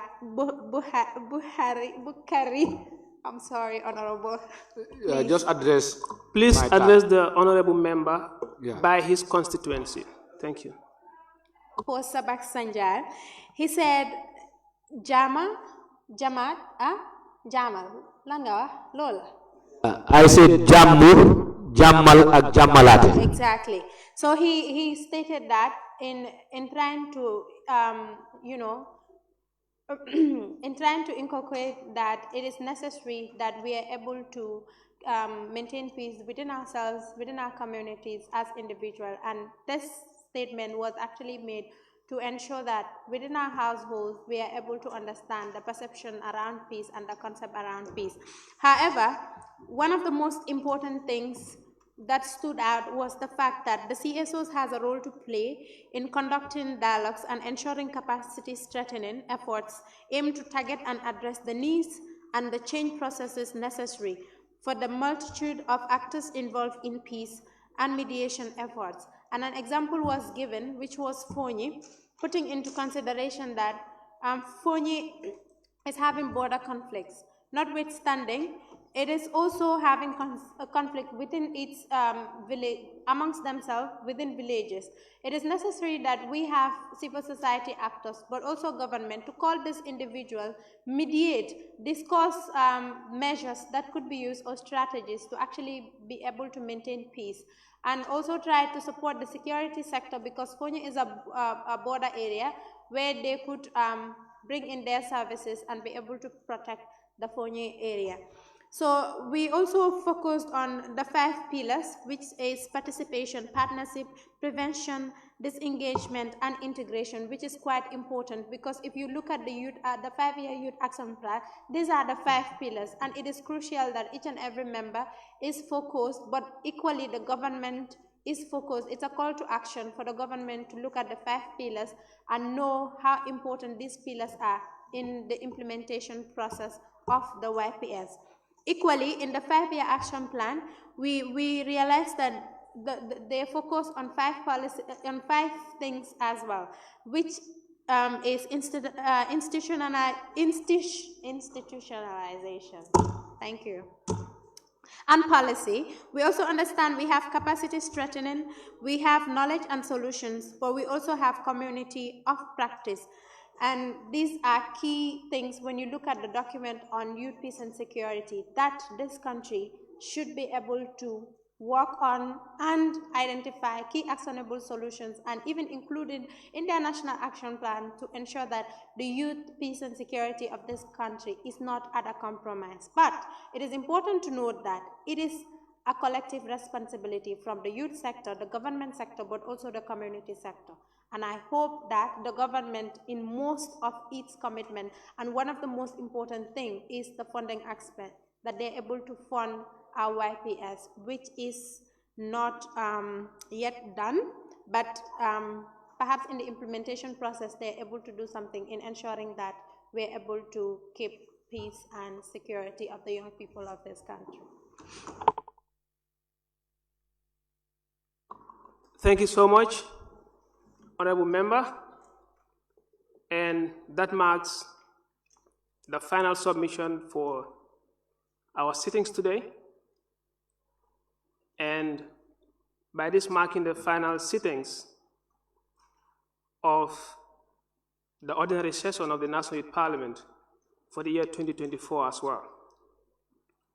That also marks the final ordinary session of the 9th Youth Parliament.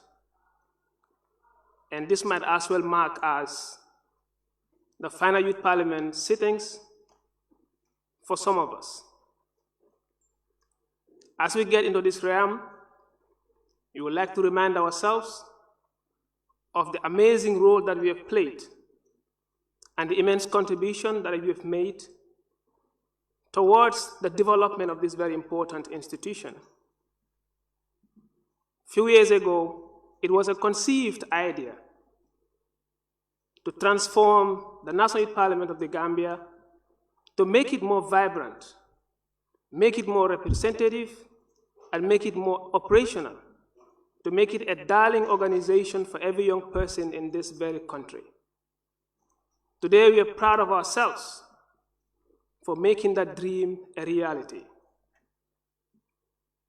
Thanks to the amazing work that has been done by what I call the most formidable youth team,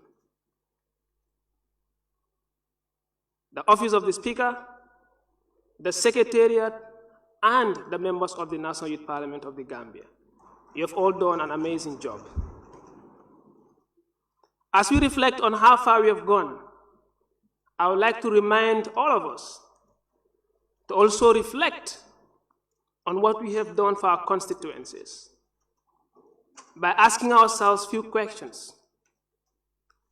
Have we sufficiently represented our constituencies as we are entrusted?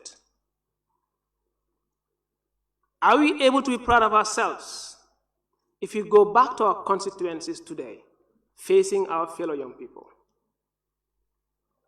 Are we able to sit on the same platforms as our fellow young people in our constituencies as of today? But again, we'll be able to come outside if you're talking about the most amazing young people that have led several development agendas in this country. But the same questions have to be asked, even by the leadership, starting from myself, down to the Honorable Deputy Speaker, and down to the Secretariat. As your Speaker for the past years, I can fully endorse the leadership trends that have been set by the office of the clerk vis-a-vis the secretariat. And of course, my partner for a long time, the Honorable Deputy Speaker.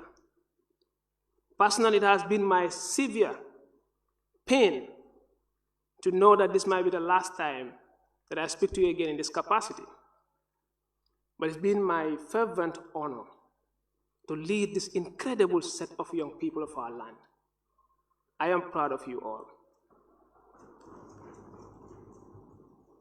As we close the sittings, we have to say a big thank you to our partners, starting with the National Assembly of the Gambia, who made the dreams of young people come true. We are honored by how you have provided your platforms, your technical support, and your networks to ensure that young people are able to sit and discuss issues that matter to them the most. We cannot forget our partners such as UNDP, the UNFPA, the International Trade Center, just to name a few, for your amazing support. We are eternally grateful. We are also grateful to the Ministry of Youth and Sports, the National Youth Council, and any other institution that have contributed towards the success of the National Youth Parliament. I would like to say that while this marks the final sittings or ordinary session of the National Youth Parliament, it doesn't mark the end of the journey. You have few months to cap what has been an incredible representation. Go back to your constituencies. Go back to your constituencies. Go back to your constituencies and complete the job that you have been doing. If there's anything that you've not been doing well, this is the right time to do it well. And for the young people of the Gambia, the National Youth Parliament is yours. In few months, as our constitution has said, there's going to be elections of the National Youth Parliament. And every young person that is part of a youth organization that is between the ages of 15 and 35, that is not a member of any political party, should be qualified to take part in these elections. And it will be an amazing trademark to see young people across the country showing interest in this very important process to take charge of the affairs of young people for the 3 years that are going to follow this very important session. Honorable members, once again, congratulations on a job well done. And I wish everyone that is here present today a very safe return to your various abodes. And wishing you all the best of success in life. Therefore, honorable members, I now put the question that this House stands adjourned, sine die. Those in favor say aye. Those not in favor say no. The ayes have it. Division.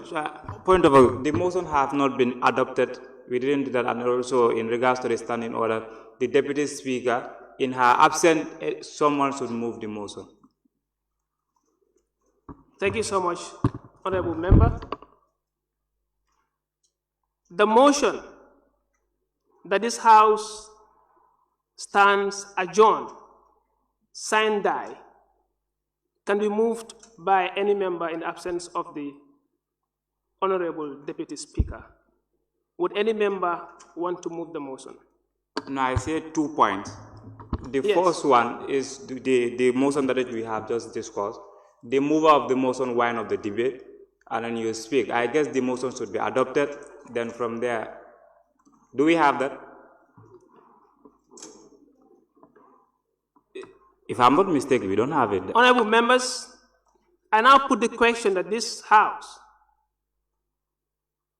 having moved and seconded the motion for the resolution on the role of the government, the youth, and the community on implementation of the National Action Plan on Youth, Peace, and Security,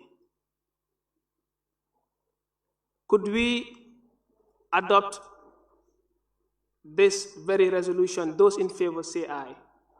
Those not in favor say no. The ayes have it.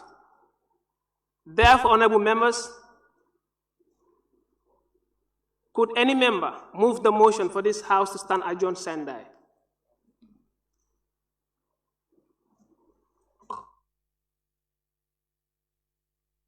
Honorable Member for Upper Flood West. Thank you so much, Honorable Speaker.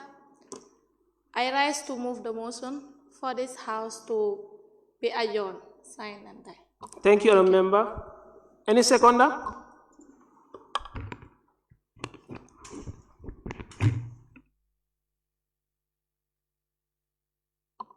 Honorable Member for Basse.